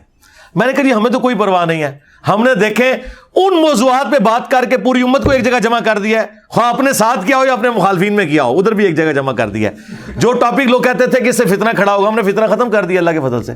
یہ ہمارا صرف ایک ڈر تھا کہ سچ بولیں گے تو لوگ دور ہوں گے. دفاع ہو جائیں جی، دور ہو جائیں، ہمارا کیا لینا دینا.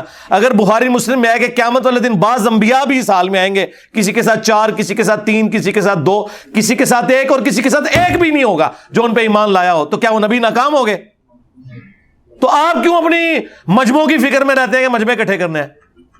بھاڑ میں گئے مجمع. آپ دیکھیں جو اللہ نے آسمان سے نازل کیا ہے اپنے پیغمبروں پہ، وہ آپ نے امت تک پہنچانا ہے. بس آزمائش اور مصیبت میں کیا فرق ہے؟ اس کے اوپر میری ایک تفصیلی ویڈیو آپ دیکھیں، مکافات عمل.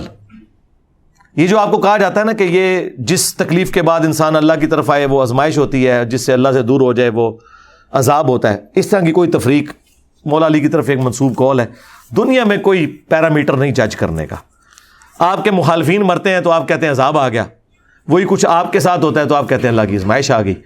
تو اس کا کوئی کرائٹیریا نہیں. مکافات عمل تفصیلی ویڈیو میری دیکھیں، یہ سارے ٹاپکس میں نے کور کیے. پیام پاکستان میں علماء نے ایک دوسرے کو مسلمان کہا اور ٹی وی چینل پہ کہتے ہیں ایک دوسرے کے پیچھے نمازیں پڑھا کرو، مگر پریکٹیکل ایسا نہیں. کہاں کہا ہے انہوں نے پڑھا کرو؟ کوئی نہیں کہا انہوں نے، ایک دفعہ بھی نہیں کہا پڑھا کرو. وہ تو کہہ رہا تھا میرے پیچھے سارے پڑھتے ہیں، میری مسجد میں سارے پڑھتے ہیں. کس نے کہا کہ پڑھا کرو؟ وہ بڑے شعار جے منو سونگ کے پتہ لگ جاتا ہے. ہاں، جو اس کے سونگنے کی صلاحیت ہے نا، جس کی مثال اللہ نے علماء سو کی بیان کی ہے قرآن میں، اس سے زیادہ میری اسمیل ہے مولویوں کے بارے میں. بڑے احتیاط نہ بول دے جے. ایک مس ہینڈلنگ ہوئی ہے ایک وابی کو انہوں نے وچ کیا ہے کہ ہمارا تو علم غیب میں بریلویوں سے اختلاف ہی کوئی نہیں. تو اس کے جواب میں نے ایک جملہ بولا تھا، شاہ صاحب جدو اتوں نکلو گے نا تو انہوں اہل حدیث عوام مولوی خود ہی جواب دیں گے. تو اس پہ وہ ہنسنا شروع ہو گئے تھے. یہ شاہ صاحب کی یہ حالت ہے کہ یہ مجھے ایک جگہ ملے لاہور میں میرے دوست کے گھر، اور وہ ویڈیو چڑھ گئی. اگلے دن آ کے اپنے مولویوں کو کلیریفائی کر رہے تھے کہ وہ اگر گمراہ ہے تو کوئی مسئلہ نہیں، میں کو اس کے ساتھ تو نہیں اٹیچ ہو گیا، میں تو بس ویسے ملا تھا. اور ادھر آ کے ہمیں کہہ رہے تھے کوئی مسئلہ نہیں ہے. یہ وہ آخری بات تھی جو میں نے کرنی تھی کہ شاہ صاحب مجھے ایک آخری بات کرنے تھے جس پہ پروگرام ختم ہو گیا تھا, وہ میں نے ان کو یاد کرانا تھا. شاہ صاحب یاد ہے اسامہ بھائی دے کار جو تم ملے سو تو بعد کلیریفیکیشن نہیں دے رہے سو پوری زندگی, ٹھیک ہے. تو اڈی حالت ہے اتنے بہ کے جناب دفاع کر رہے ہو اپنے ان کا. کیا نام ہے مال ہاتھ میں لینے کے بعد اللہ ہم سے ڈائریکٹ مخاطب ہوگا, کیا رسول اللہ علیہ وسلم کی شفاعت سے پہلے اللہ کی رحمت کا کوئی معاملہ؟ یار اتنی تفصیلات میں آپ کیوں پڑھ رہے ہیں کہ کون سی ایکٹیویٹی پہلے ہونی ہے؟ آپ صرف یہ دعا کریں اللہ تعالیٰ ہمیں اپنی رحمت سے اپنے محبوب صلی اللہ علیہ وآلہ وسلم کی شفاعت اور آپ کے مبارک ہاتھوں سے حوض کوثر نصیب فرمائے, آپ کے مبارک جھنڈے تلے جگہ عطا فرمائے اور جنت الفردوس میں آپ کا پڑوس عطا فرمائے. ٹھیک ہے, اتنی باریکیوں میں پڑھنے کی ضرورت ہی نہیں بھائی, آپ اس چکر میں نہ پڑھیں نامہ مال. آپ یہ دعا کریں اللہ تعالیٰ ہمیں بغیر حساب و کتاب کے جنت میں داخل کریں, آمین. ہاں یہ ساری علمی شہوت ہے جو پوری کی ہوئی ہوتی ہے. یہ ایک بندے نے ہینڈ رائٹنگ میں اتنی سارے سوال لکھ کے بھیج دیے ہیں, دوسروں کا خیال ہی نہیں کیا. جب ہم جنت میں چلے جائیں گے انشاءاللہ, کیا اس کے بعد بھی اللہ کو کوئی اور دنیا بنانی ہے؟ نہیں جی سرکار, ہم ہی ہیں اللہ کے لاڈلے, بے فکر رہیں. فی الحال تو اتنا ہی نالج ہے. قیامت سزا اور جزا کا دن ہے, لیکن ہم تو دل بھی دکھاتے ہیں, حق بھی مار جاتے ہیں, لیکن اعمال بھی کرتے ہیں, تو پھر کوئی بھی ڈائریکٹ جنت نہیں جائے گا. تو جناب توبہ کریں نا, معافی مانگے نا, کیوں دکھاتے ہیں دل؟ کیا جنت میں جانے کے بعد یہ علم حاصل ہوگا کہ ٹائم کب شروع ہوا؟ جی سب کچھ ہوگا, بے فکر ہیں آپ. ادھر کی ڈائنامکس یہ الگ ہے میرے بھائی. جب قرآن میں آیا جنت میں ہر وہ چیز ہے جو تم چاہو گے, اگر ٹائم نہ بھی ہوا تو تھوڑے سے ٹائم بڑھ جائے گا. ہاں جو چاہو گے. شیطان کو جہنم کا علم ہونے کے باوجود کیوں غرور پر اڑا ہوا ہے؟ مولویوں کو بخاری مسلم کا پتہ ہونے کے باوجود غرور میں کیوں اڑے ہوئے ہیں؟ بس اس کا جواب شیطان سے اگر آپ نے لینا ہے نا تو اس شیطان سے لیں جو ممبر پہ ہر جمعے کو چڑھ کے آپ کو خطبہ دیتا ہے من الجنت والناس. او منو ہی دسیو پھر وہی انہاں دے بڑے استاد دا بھی جواب ہوئے گا. بغیم بینہم, اندر کی ضد. مین ورسز وائلڈ ہم سب کا پسندیدہ پروگرام ہے. اس میں خدا کی پہچان کے حوالے سے ایک دو مثالیں سے اپنا تجربہ بیان کرتے ہیں. یار پروگرام خود ہی دیکھ لیں, آپ نے خود دیکھا ہوا ہے. تو دین اسلام سے تعلق رکھتی ہوئی ہسٹوریکل اتھینٹک چیزیں جو کاربن ڈیٹنگ سے بھی اسلام کی ہسٹری ثابت, ان کے متعلق معلومات دے دیں. آپ یوٹیوب کے اوپر دیکھیں, جو کچھ عرصہ پہلے وہ یو کے میں ایک نسخہ نکلا تھا, اس کی کاربن ڈیٹنگ کروائی تھی نا. ہاں جی, تو وہ آپ ویڈیو دیکھ لیں, اس کے اوپر رکھی ہوئی ہے. وہ حضرت عثمان غنی رضی اللہ عنہ کے زمانے کا نسخہ تھا وہ. اچھا اچھا اچھا ٹھیک ہے. رشتہ داروں میں بدعت زیادہ ہو تو رشتہ داروں کو چھوڑ سکتا ہوں؟ نہیں, رشتہ داروں کو نہیں چھوڑنا, صلہ رحمی تو رکھنی ہے, قطع رحمی نہیں کرنی. بخاری میں ہے کہ حضرت ابو بکر کی بیٹی اسماء بنت ابی بکر کی والدہ کافرہ تھیں, مشرکہ تھیں. انہوں نے کہا یا رسول اللہ میری ماں مشرکہ ہے. آپ نے فرمایا کہ دنیاوی طریقے سے جو حسن سلوک معروف بنتا ہے وہ تم نے اس سے کرنا ہے. ہاں رشتہ داریاں نہیں چھوڑنی آپ نے, کافروں سے نہیں چھوڑنی. تو ان سے کیوں, یہ تو مسلمان ہے. کسی کو بدعا دینا شرعی حیثیت سے کیا ہے؟ جائز ہے. الٹیمیٹلی ظاہر ہے یہ آپ کا رائٹ ہے نا. مظلوم کی بدعا سے بچنے کا کیوں احادیث میں کہا گیا ہے؟ پوری احادیث موجود ہے اس حوالے سے. آپ دعا کا چیپٹر مشکات سے نکال کے دیکھیں. قرآن میں آیا ہے کہ اللہ تعالیٰ برائی کے ساتھ ذکر کسی کا پسند نہیں کرتا. ہاں مگر جس پہ ظلم ہوا ہے وہ تو برے الفاظ میں بھی کسی کو بدعا دے تو اللہ تبارک و تعالیٰ اسے بھی ایکسیپٹ کرتا ہے. تو بدعا دینا جائز ہے, آپ مسلمان کو بھی دے سکتے ہیں, لیکن یوں دیا کریں کہ اے اللہ اسے ہدایت دے, اگر ہدایت نہیں تو اسے تباہ و برباد کر. یہ تو الٹیمیٹلی ہوتا ہے. وہ والی بدعا نہ دیں کہ انسان جو یک طرفہ بدعا ہوتی ہے وہ نہیں. کیا ایک انسان کی بری نظر دوسرے انسان کو لگ سکتی ہے؟ جی لگ سکتی ہے. اگر ایسا ممکن ہے تو ایک شخص دوسرے کا نفع نقصان کا مالک کیسے ہو سکتا ہے؟ میرے بھائی صرف یہ مسئلہ ہے, اگر دوسرا بندہ آ کے آپ کو گاڑی ٹھوک سکتا ہے اور آپ کی ہڈی ٹوٹ جائے گی تو یہ آپ کی تقدیر میں آزمائش ہے. اس کی جو نظر لگنا وہ تقدیر میں لکھا ہے کہ یہ بھی اللہ کی طرف سے آپ پہ ایک آزمائش آئے گی. لوگ صرف سمجھتے ہیں کہ دنیاوی نقصان جو ہے وہ آزمائش ہے. نہیں, کسی کے اوپر جنات کا آنا, آسیب کا سایہ ہو جانا, جادو ہو جانا, یہ بھی انہی تکلیف میں سے ہے جس طرح آپ کے اوپر جسمانی تکلیف آتی ہے. اس کے لیے آپ نے جب جسمانی تکلیف آتی ہے تو آپ علاج کرواتے ہیں نا, تو روحانی کو تکلیف ہے اس کا علاج کروائیں, وہ اللہ کی طرف سے آتی ہے. اگر بیوہ عورت کے 4 بچے ہوں, چھوٹے کمائی کا ذریعہ نہ ہو, اس کے پاس 7 تولے زیور سے زیادہ ہے, 7.5 سے زیادہ ہے, تو کیا اس کی زکوٰۃ فرض ہے؟ جی فرض ہے. کما کے تو نہیں دینی ہوتی میرے بھائی. اسلام میں 7.5 تولے سے زیادہ آپ جوڑ نہیں سکتے. اگر جوڑیں گے تو زکوٰۃ نکالیں گے. اور اس وقت تک زکات نکالتے رہیں گے کہ کام ہوتے ہوتے 7.5 تولے سے وہ نیچے آ جائے. یہ بات ہے سر. اب تو 7.5 تولے بھی 16-17 لاکھ روپیہ جا کے بن جاتا ہے جو ریٹ چل رہا ہے. تو اگر نہیں ہے پیسے تو سونے کو توڑوا کے اس میں سے زکات دے دیں. اور اس میں یہ بھی شرط نہیں ہے. بعض اوقات لوگ کہتے ہیں اس کے پاس موٹر سائیکل ہے, اس کو زکات کیسے لگے گی؟ بھائی موٹر سائیکل تو ضروریات اصلی ہے, وہ موٹر سائیکل کیوں بیچے؟ ضروریات اصلیت سے ہٹ کے جو جمع پونجی ہے نا, وہ اگر 7.5 تولے سے زیادہ ہے پھر وہ معاملہ ہوگا. عالم دین بننے کے لیے کن چیزوں کا حاصل کرنا ضروری ہے؟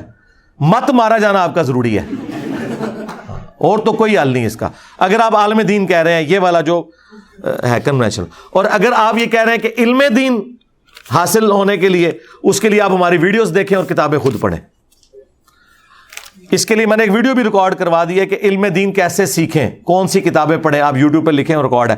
مجلس جو آخری ہوئی تھی نا 144 ریکارڈ جون 2021 کے اندر, اس میں یہ سوال تھا, اللہ سے کلپ بھی اپلوڈ ہوا ہے. اولاد حاصل کرنے کے لیے تعویذ لٹکانا یا گھول کر پینا نہیں, اس کے لیے آپ دعا کریں جو حضرت زکریا علیہ السلام نے دعا کی تھی. سورہ آل عمران میں, سورہ مریم میں پورا واقعہ موجود ہے, دعا بھی ساتھ آئی ہے. اللہ سے انہوں نے نیک اولاد مانگی تھی, حضرت یحییٰ علیہ السلام انہیں بڑھاپے میں ملے تھے. باقی تعویذ آگے کوئی نہیں اس طرح کے کرنا ہے. فرض نماز میں دوسری رکعت میں رکوع کے بعد دعا مانگنا نہیں, ثابت نہیں ہے. البتہ قنوت نازلہ اگر آپ نے پڑھنی ہو تو آپ فرض نماز کی آخری رکعت میں رکوع کے بعد پڑھیں گے. اس میں اگر فجر کی ہے تو یہ والی بات آپ کی درست ہوگی. مغرب میں ہوگی تو تیسری رکعت کے بعد دعائے قنوت اور قنوت نازلہ ہوتی ہے. وہ جو لوگ ذکر بالجہر کرتے ہیں اور حدیث کا حوالہ دیتے ہیں اس کے بارے میں رہنمائی. تو ہم ذکر بالجہر کے قائل ہیں نا. سلام پھیرتے ہی بخاری مسلم میں ہے اللہ اکبر بلند آواز سے کہنا, یہ ثابت ہے. اس کے علاوہ بھی زیادہ گلا نہ پھاڑا جائے, ذکر بالجہر کرنا بھی ثابت ہے, دل میں بھی ثابت ہے, زبان سے بھی ثابت ہے. کرنٹ شاہ میری ایک ویڈیو ہے تفصیلی اسی ٹاپک کے اوپر, ایک ایک چیز میں نے کلیئر کی ہے, وہ آپ دیکھ لیں. باقی جو فرض نماز کے بعد لا الہ الا اللہ پڑھتے ہیں یہ کوئی ثابت نہیں. میری عمر صرف 11 سال ہے لیکن مجھے غصہ بہت آتا ہے. مجھے قرآن و حدیث کی روشنی میں تجویز کریں. غصہ تو آتا ہے جی, سیدھی سی بات ہے, یہ ایک نیچر میں اللہ تعالیٰ نے بعض لوگوں کی رکھ دیا ہوا ہے. غصہ آنا کوئی بری چیز نہیں ہے, اس کا اظہار برا ہے. جب غصہ آئے تو تجویز یہی ہے آپ کے لیے کہ آپ کھڑے ہیں تو بیٹھ جائیں, بیٹھے ہیں تو لیٹ جائیں. سب سے پہلے وہ جگہ چھوڑ دیں, اور بخاری مسلم میں آئے اعوذ باللہ من الشیطان الرجیم پڑھیں, یہ ذہن میں رکھتے ہوئے کہ شیطان مجھ پہ حاوی نہ ہو. اور جا کے وضو کر لیں. سردیاں ہیں تو ٹھنڈے پانی سے جا کے وضو کریں. اگر کوئی شخص ظہر اور عصر نماز رہ گئی اور وقت بھی ختم ہو گیا اور دوسرے شہر چلا گیا, مغرب عشاء جمع کر کے پڑھ سکتا ہے. رہ جانے والی ظہر عصر کا کیا کرے؟ ظہر عصر بھی پڑھے. جہاں پہ پہنچا ہے نا, پہلے ظہر عصر جمع کرے, اس کے بعد مغرب عشاء جمع کرے. اب آپ پوچھیں گے وہ 2 کرے یا 4 کرے؟ 4 ہی کر لیں آپ, تاکہ اگر آپ کو اندازہ نہیں ہو رہا کہ یہ سفر اتنا ہے یا نہیں ہے, یا میری زور وہاں رہی تھی, ان چکروں سے نکلنے کے لیے نبی علیہ السلام نے سفر میں 2 فرض بھی پڑھے ہیں, 4 بھی پڑھے ہیں. عمومی سنت 2 ہے, 4 بھی پڑھ سکتے ہیں. تو پہلے زور پڑھیں, عصر پڑھیں, پھر مغرب اور عشاء. اور اگر واقعی آپ مسافر ہیں تو آپ جس جگہ پہ 19 دن سے کم کے لیے رکے ہوئے, وہاں پہنچ کے پہلے 2 فرض زور کے پڑھیں, 2 عصر کے پڑھیں, پھر 3 مغرب کے, پھر 2 عشاء کے. آپ کہتے ہیں ولی کے بغیر نکاح نہیں ہوتا, آپ یہ بھی کہتے ہیں کہ 3 چیزیں مذاق میں بھی ہو جاتی ہیں, طلاق. تو اس سے یہ کیا ثابت ہو گیا؟ اس میں تو آپ یہ بھی لکھیں کہ آپ کہتے ہیں ولی کے بغیر نکاح نہیں ہوتا اور آپ کہتے ہیں مذاق میں ہی ہو جاتے ہیں, تو اس میں تو حق مہر کا بھی ذکر کوئی نہیں ہے. تو حق مہر آپ یہ کہیں گے علی بھائی کہتے ہیں حق مہر کے بغیر ہو جاتا ہے. علی بھائی کہتے ہیں کہ بینک میں 9 سے شام 5 بجے تک بل جمع ہوتے ہیں, لیکن علی بھائی اتوار والے دن بل نہیں جمع ہوتے ہیں. میں کہوں گا اپنا دماغ علاج کرا, اتوار نہ میں ذکر کیتا ہے. نکاح ہونے میں وہ ساری شرائط شامل ہیں. مذاق میں ہو جاتا ہے, مذاق میں بھی وہ پوری کی پوری کیٹیگری, وہ سارے معاملات ہوں, حق مہر بھی, ایجاب و قبول بھی, گواہ بھی.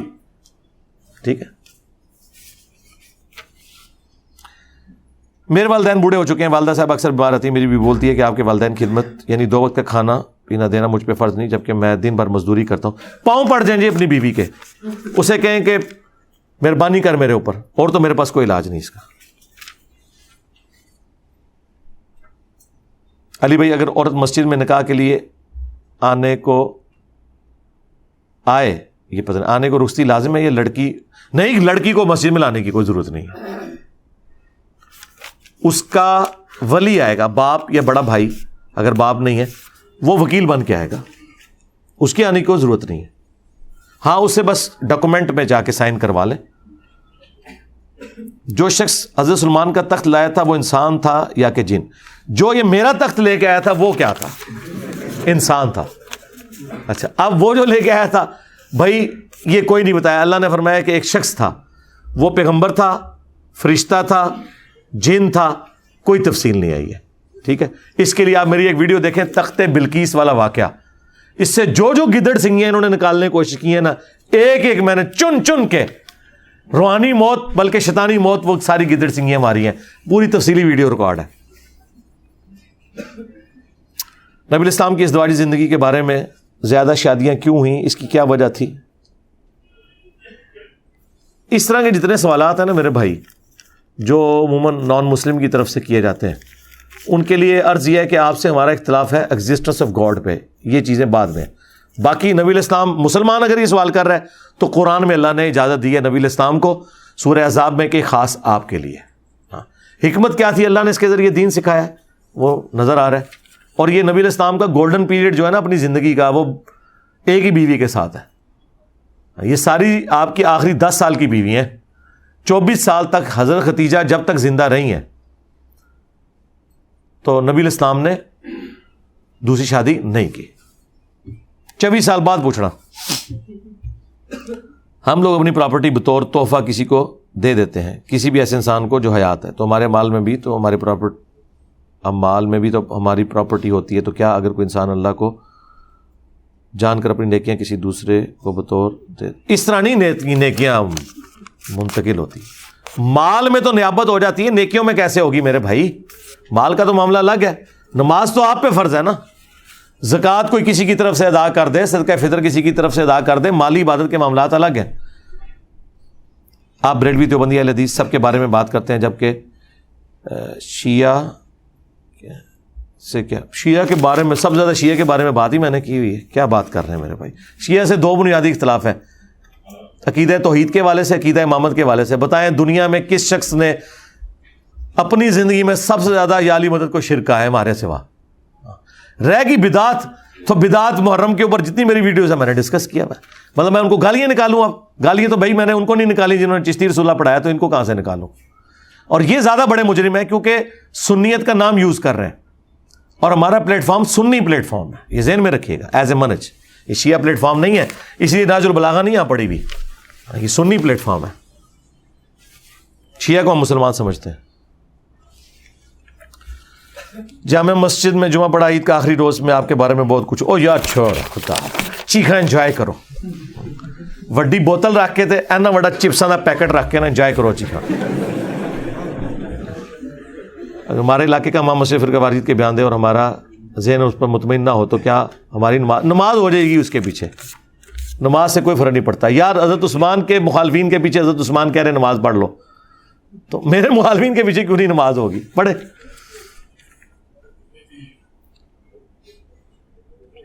میزان بینک کے پروفٹ سے آدمی، جی پروفٹ ہے ہی لال ہے، سب کچھ کرے. میزان بینک یا جو بھی اسلامک بینک ہے پیور. حضرت خالد بن ولید کی معزولی کی وجہ بیجا قتل عام تھا؟ نہیں، اصل وجہ یہ تھی کہ اس میں ظاہر ہے یہ بھی مس ہینڈلنگ ان سے ہوئی ہے، لیکن اصل وجہ یہ تھی کہ وہ خلیفہ وقت کو انوالو کیے بغیر خود بھی کچھ ڈیسیژن لے لیتے تھے، اور اس میں ان کی بدنیتی نہیں تھی. وہ کہتے تھے بھائی 2 مہینے بعد مجھے جواب آئے گا، 1 مہینہ گھوڑا جانے میں لگائے گا اور آنے میں، اس وقت تک مجھ سے موقع ہی نکل جائے. ظاہر صحابہ کرام تو ایسے نگاہ مار کے ایک دوسرے کو نہیں دیکھتے تھے نا جس طرح بعد کے بابے دیکھ لیتے ہیں. آئے تو بابے میری داڑ تھلے. ہاں صحابہ کرام تے خط لکھ کے ایک دوسرے کو پوچھن کہ ہن کے کرنا ہے. تو بابے کہتے جی ایتھے بیٹھے مدینہ شریف ویکھ رہے ہیں جی. وہ کہتے ہیں جی وہ جناب وہ اتنے کتا ویکھیا سی ٹاؤں ٹاؤں کردا، وہ میں ہی سا. وہ پیر کہندا ہے.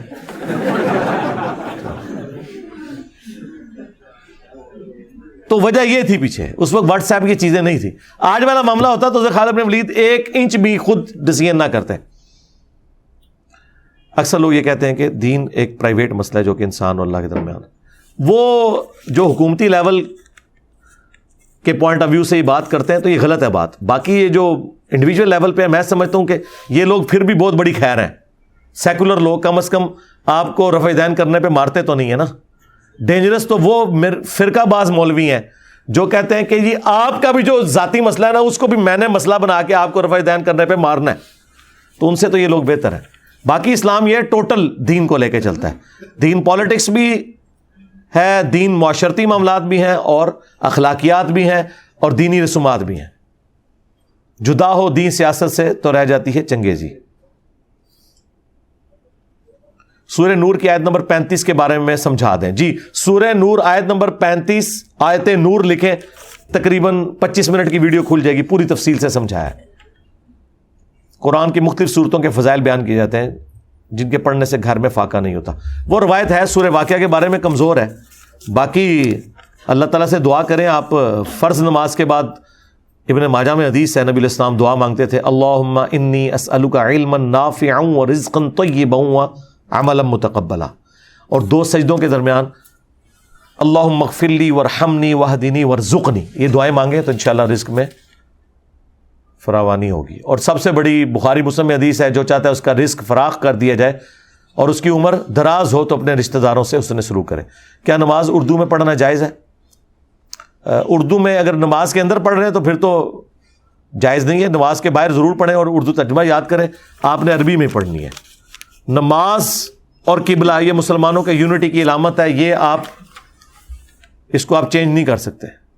مردوں کے ہاتھ پر مہندی سے ڈیزائن کروانا یہ حرام ہے جی, ظاہر ہے عورتوں کی مشابہت ہے. کیا ہم قرآن کی کوئی ایک آیت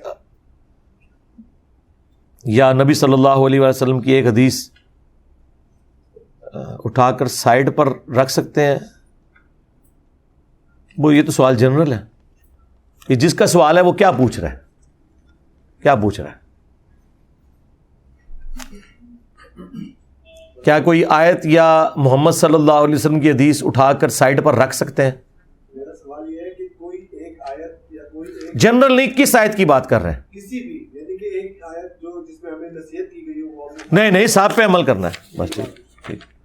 حضرت خضر علیہ السلام اللہ تعالیٰ کے نبی تھے یا ولی تھے؟ واللہ عالم جی کہ وہ کیا تھے. ہمارا تو خیال یہ ہے کہ وہ نبی تھے اور عین ممکن ہے فرشتے تھے. اس پہ میں نے تفصیلی ویڈیو, تمام چیزیں اس میں نے دلائل سے ثابت کی ہیں کہ وہ حضرت موسیٰ کے چونکہ استاد تھے تو ظاہر ہے کہ پھر نبی سے کم درجہ نہیں ہوگا. اب نبی میں وہ انسان تھے یا فرشتے تھے یہ اللہ کو بہتر پتہ ہے, کیونکہ فرشتوں میں پیغمبر ہوتے ہیں.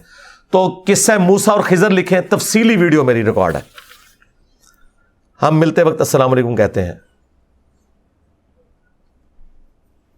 جب آگے کا لکھا الگ ہوتے ہیں تو کیا کہنا چاہیے؟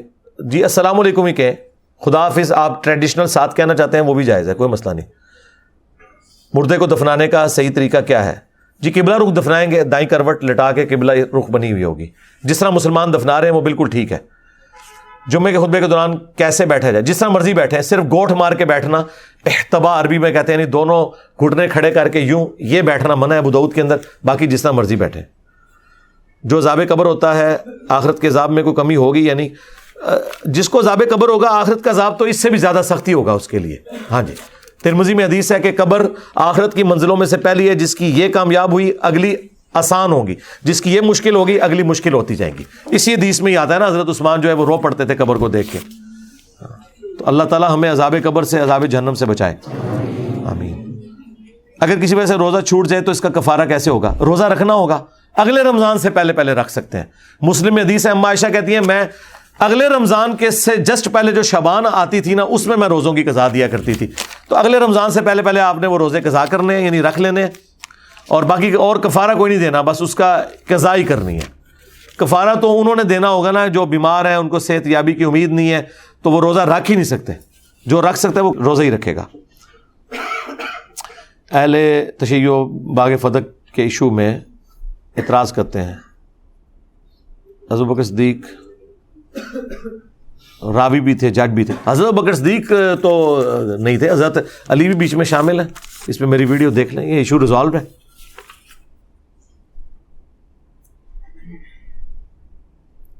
والد کا عقیقہ اس کا بیٹا یا بیٹی جی کریں, یہ مالی عبادت ہے, کریں. حج بدل بھی کریں, عمرہ بدل بھی کریں. آپ نوجوان نسل کو نکاح سے دور کر رہے ہیں, آپ کہتے ہیں شادی کے بعد لگ پتہ جائے گا. بھائی اس کا پھکی والا جواب دیتا ہوں. اللہ تعالیٰ قرآن میں کہتا ہے تمہاری بیویوں میں, مال میں, اولاد میں تمہارے لیے فتنہ ہے. تو اللہ تعالیٰ آپ کو یہ کہہ رہا ہے کہ اپنی بیویاں, مال اور اولاد چھوڑ دے. لب گیا پھکا. فتنہ ہے, آزمائش ہے. وہی بات میں کہہ رہا ہوں کہ لگ پتہ جائے گا, اس کے ذریعے ٹیسٹ کیا جائے گا. تو دور نہیں کر رہے. استغفر اللہ. دور تو تب کروں جب میں کہوں گا نہ کرو. میں تیار کر رہا ہوں آپ کو اس کے لیے. ہاں تیاری رکھو.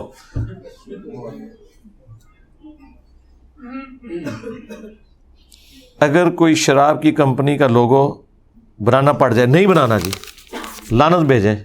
شراب کے بارے میں تو ترمذی میں حدیث ہے کہ لوڈ کرنے والا, نکالنے والا, ان لوڈ کرنے والا, لے جانے والا, پینے والا, پلانے والا, 10 لوگوں کے اوپر لعنت فرمائی گئی ہے.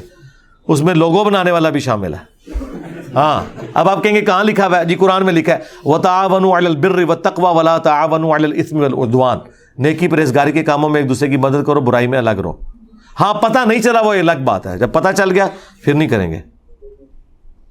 کیا پلاسٹک کی بالٹی سے غسل کیا جا سکتا ہے؟ ہاں جی کریں. پلاسٹک کی بالٹی تو صاف کرنا بھی زیادہ آسان ہے, اس میں پاکیزگی بھی زیادہ ہے بنسبت میٹل کی اور مٹی کی بالٹی کے.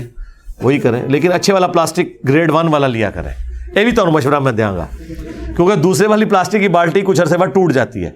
وہ مہنگی آتی ہے, وہ جو تھوڑا چمکیلا سا پلاسٹک ہوتا ہے اور لچکدار ہوتا ہے, وہ زیادہ عرصہ نکالتی ہے.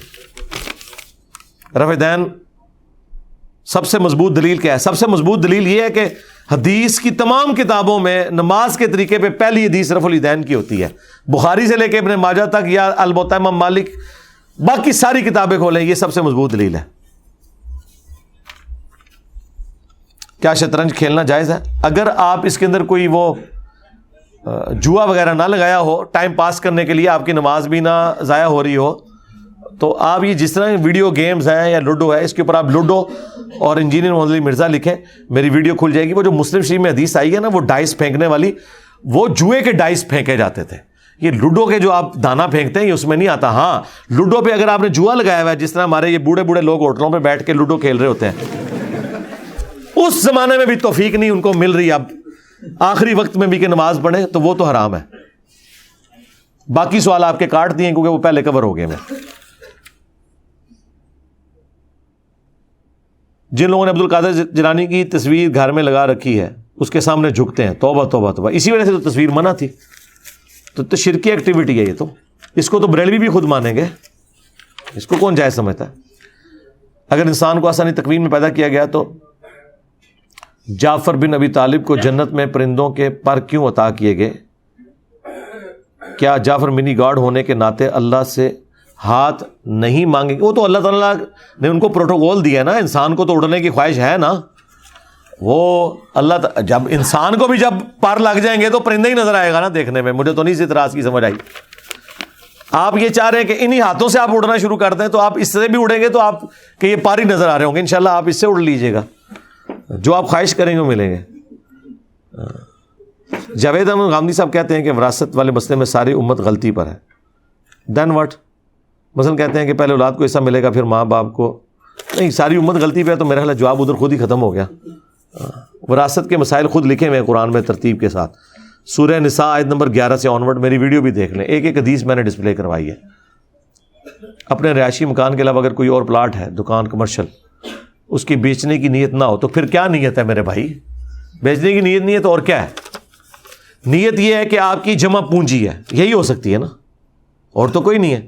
تو بھائی جمع پونجی کے اوپر ہی تو زکوٰۃ ہے. ایک بندے کے پاس 50 تولے سونا ہے, وہ کہ جی میں اس کا پلاٹ لے لوں اور میری اس پہ کوئی نیت نہیں ہے تو میں زکوٰۃ نہیں دوں گا. نہیں, کنز کے اوپر ہے, کنز جو جوڑ کے رکھتے ہو, جو سورہ توبہ میں ہے کہ تمہاری پیٹھوں پہ اور پہلوؤں پہ اور ماتھوں پہ داغا جائے گا, جو تم نے کنز جوڑا ہوا تھا. کنز کرنسی کی شکل میں ہوتا ہے, سونے کی شکل میں, چاندی کی شکل میں, ایسٹس کی شکل میں, جو ضروریات اصلیہ سے ہٹ کے ہیں. مکان ہیں, پلاٹس ہیں, مال تجارت ہے جو بیچنے کی غرض سے آپ نے اپنی دکان میں لگایا ہوا ہے. ہمارا جانوروں کا کاروبار ہے, ہم چھوٹے بڑے جانور گاؤں میں پالنے کے لیے دیتے ہیں. جب جانور تیار ہوتے ہیں تو بیچ دیتے ہیں اور نفع شیئر کر لیتے ہیں. ٹھیک ہے, زکوٰۃ اس میں کوئی نہیں ہوگی میرے بھائی, وہ تو جا کے 40 کے اوپر جا کے سٹارٹ ہوتی ہے, وہ میرا زکوٰۃ والا آپ چیپٹر دیکھ لیں. تھوڑے بہت جانوروں کے اوپر تو کوئی زکوٰۃ نہیں ہے, 5 سے کم اونٹوں پہ بھی زکوٰۃ نہیں ہے. نصاب میں آپ داخل ہی نہیں ہوئے. میں اپنی زکوٰۃ محرم میں ادا کرتا ہوں, تاہم والد کی وراثت رمضان میں منتقل ہوئی, اب میں ساری زکوٰۃ رمضان میں نکال سکتا ہوں؟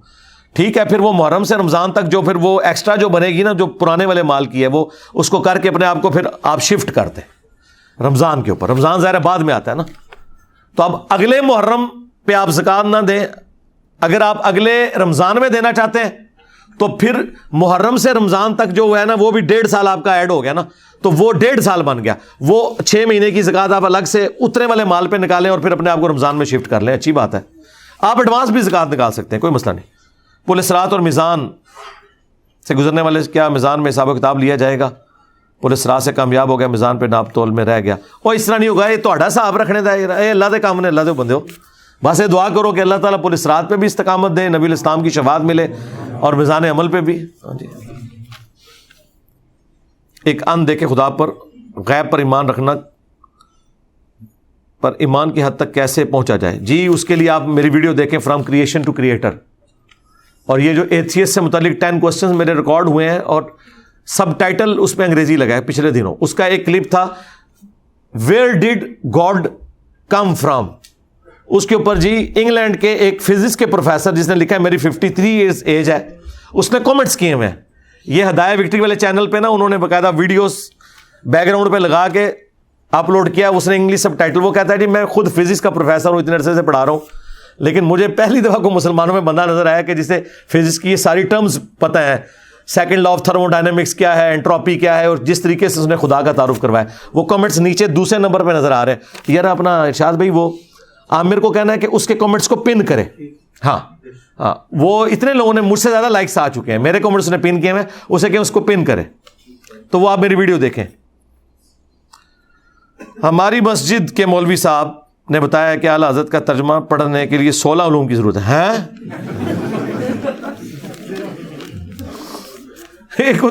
مولوی اتنا بڑا گمراہ ہے کہ جنہوں بریلوی خود بھی گمراہ منن گے. اعلیٰ حضرت کا ترجمہ پڑھنے کے لیے 16 علوم کے نہیں, اعلیٰ حضرت کو 16 علوم کی ضرورت پڑی ہوگی, انہوں نے اردو میں ترجمہ کر دیا. جھوٹ بول رہا ہے جی, ہو ایمی خام خواہ آپ کو اس نے گولی کروائی ہے, تو اس بھی گولی لے کے ٹور پہن دو.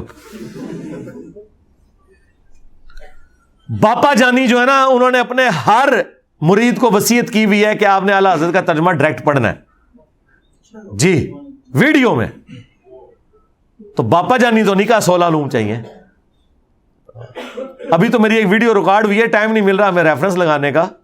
اعلیٰ حضرت کے ترجمے کا بھی میں نے پوسٹ مارٹم کیا ہے. ان کو جو زوم تھا نا, تو میں نے اس کے پلس پوائنٹ بھی بتایا, نیگیٹو بھی بتایا, لیکن اس کے باوجود ہم کہتے ہیں ساروں کے ترجمے پڑھیں, کوئی مسئلہ نہیں. ایک بہن کا انڈیا سے سوال ہے. 5 بھائیوں کی ایک بہن ہے, اس کے سارے بھائیوں انڈین آرمی میں ہیں. ماں بھی تو کیا وہ ریپ سے بچنے کے لیے خودکشی کر سکتی ہے؟ جی خودکشی تو نہیں کر سکتی, کسی مسلمان تنظیم سے رابطہ کرے. خودکشی نہیں آپ کر سکتے. یہ جو آپ کو فخریہ بتایا جاتے ہیں نا, پارٹیشن کے وقت عورتوں نے خودکشیاں کر لیں, یہ کوئی نیکی کا کام نہیں کیا ہوا.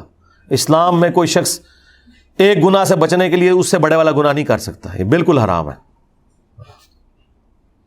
جان سے بڑی کوئی چیز نہیں ہے.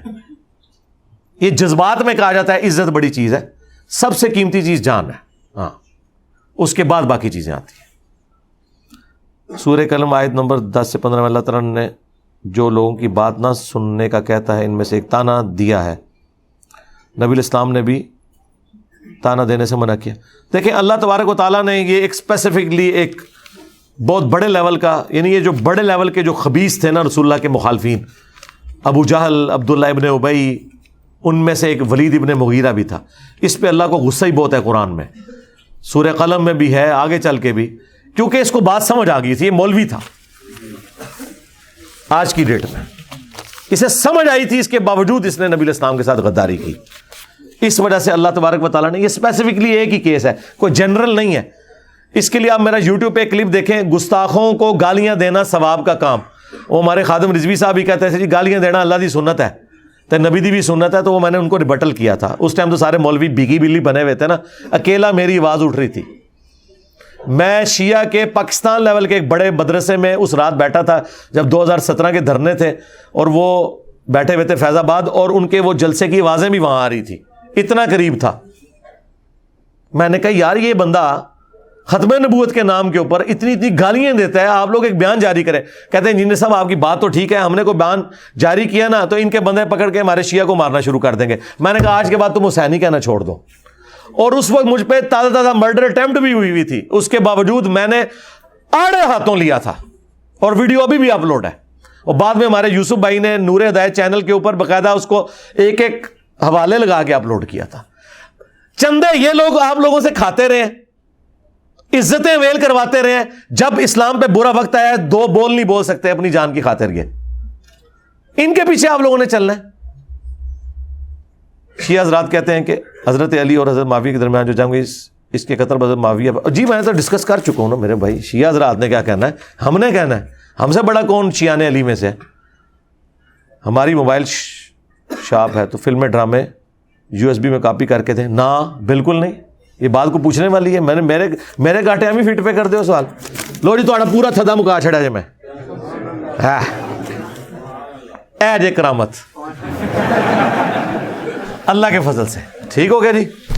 اللہم انی اسألک بانک انت اللہ لا الہ الا انت الاحد الصمد الذی لم یلد ولم یولد ولم یکن لہ کفوا احد والہکم الہ واحد لا الہ الا هو الرحمن الرحیم الف لام میم اللہ لا الہ الا هو الحی القیوم اللہم صلی علی محمد وعلی آل محمد اللہم ربنا آتنا فی الدنیا حسنہ وفی الآخرۃ حسنۃ وقنا عذاب النار ربنا آتنا من لدنک رحمہ وہیئ لنا من امرنا رشدا لا الہ الا انت سبحانک انی کنت من الظالمین اللہم احسن عاقبتنا فی الامور کلہا واجرنا من خزی الدنیا وعذاب الآخرہ اللہم اغفر لحینا ومیتنا وشاہدنا وغائبنا وصغیرنا وکبیرنا وذکرنا وانثانا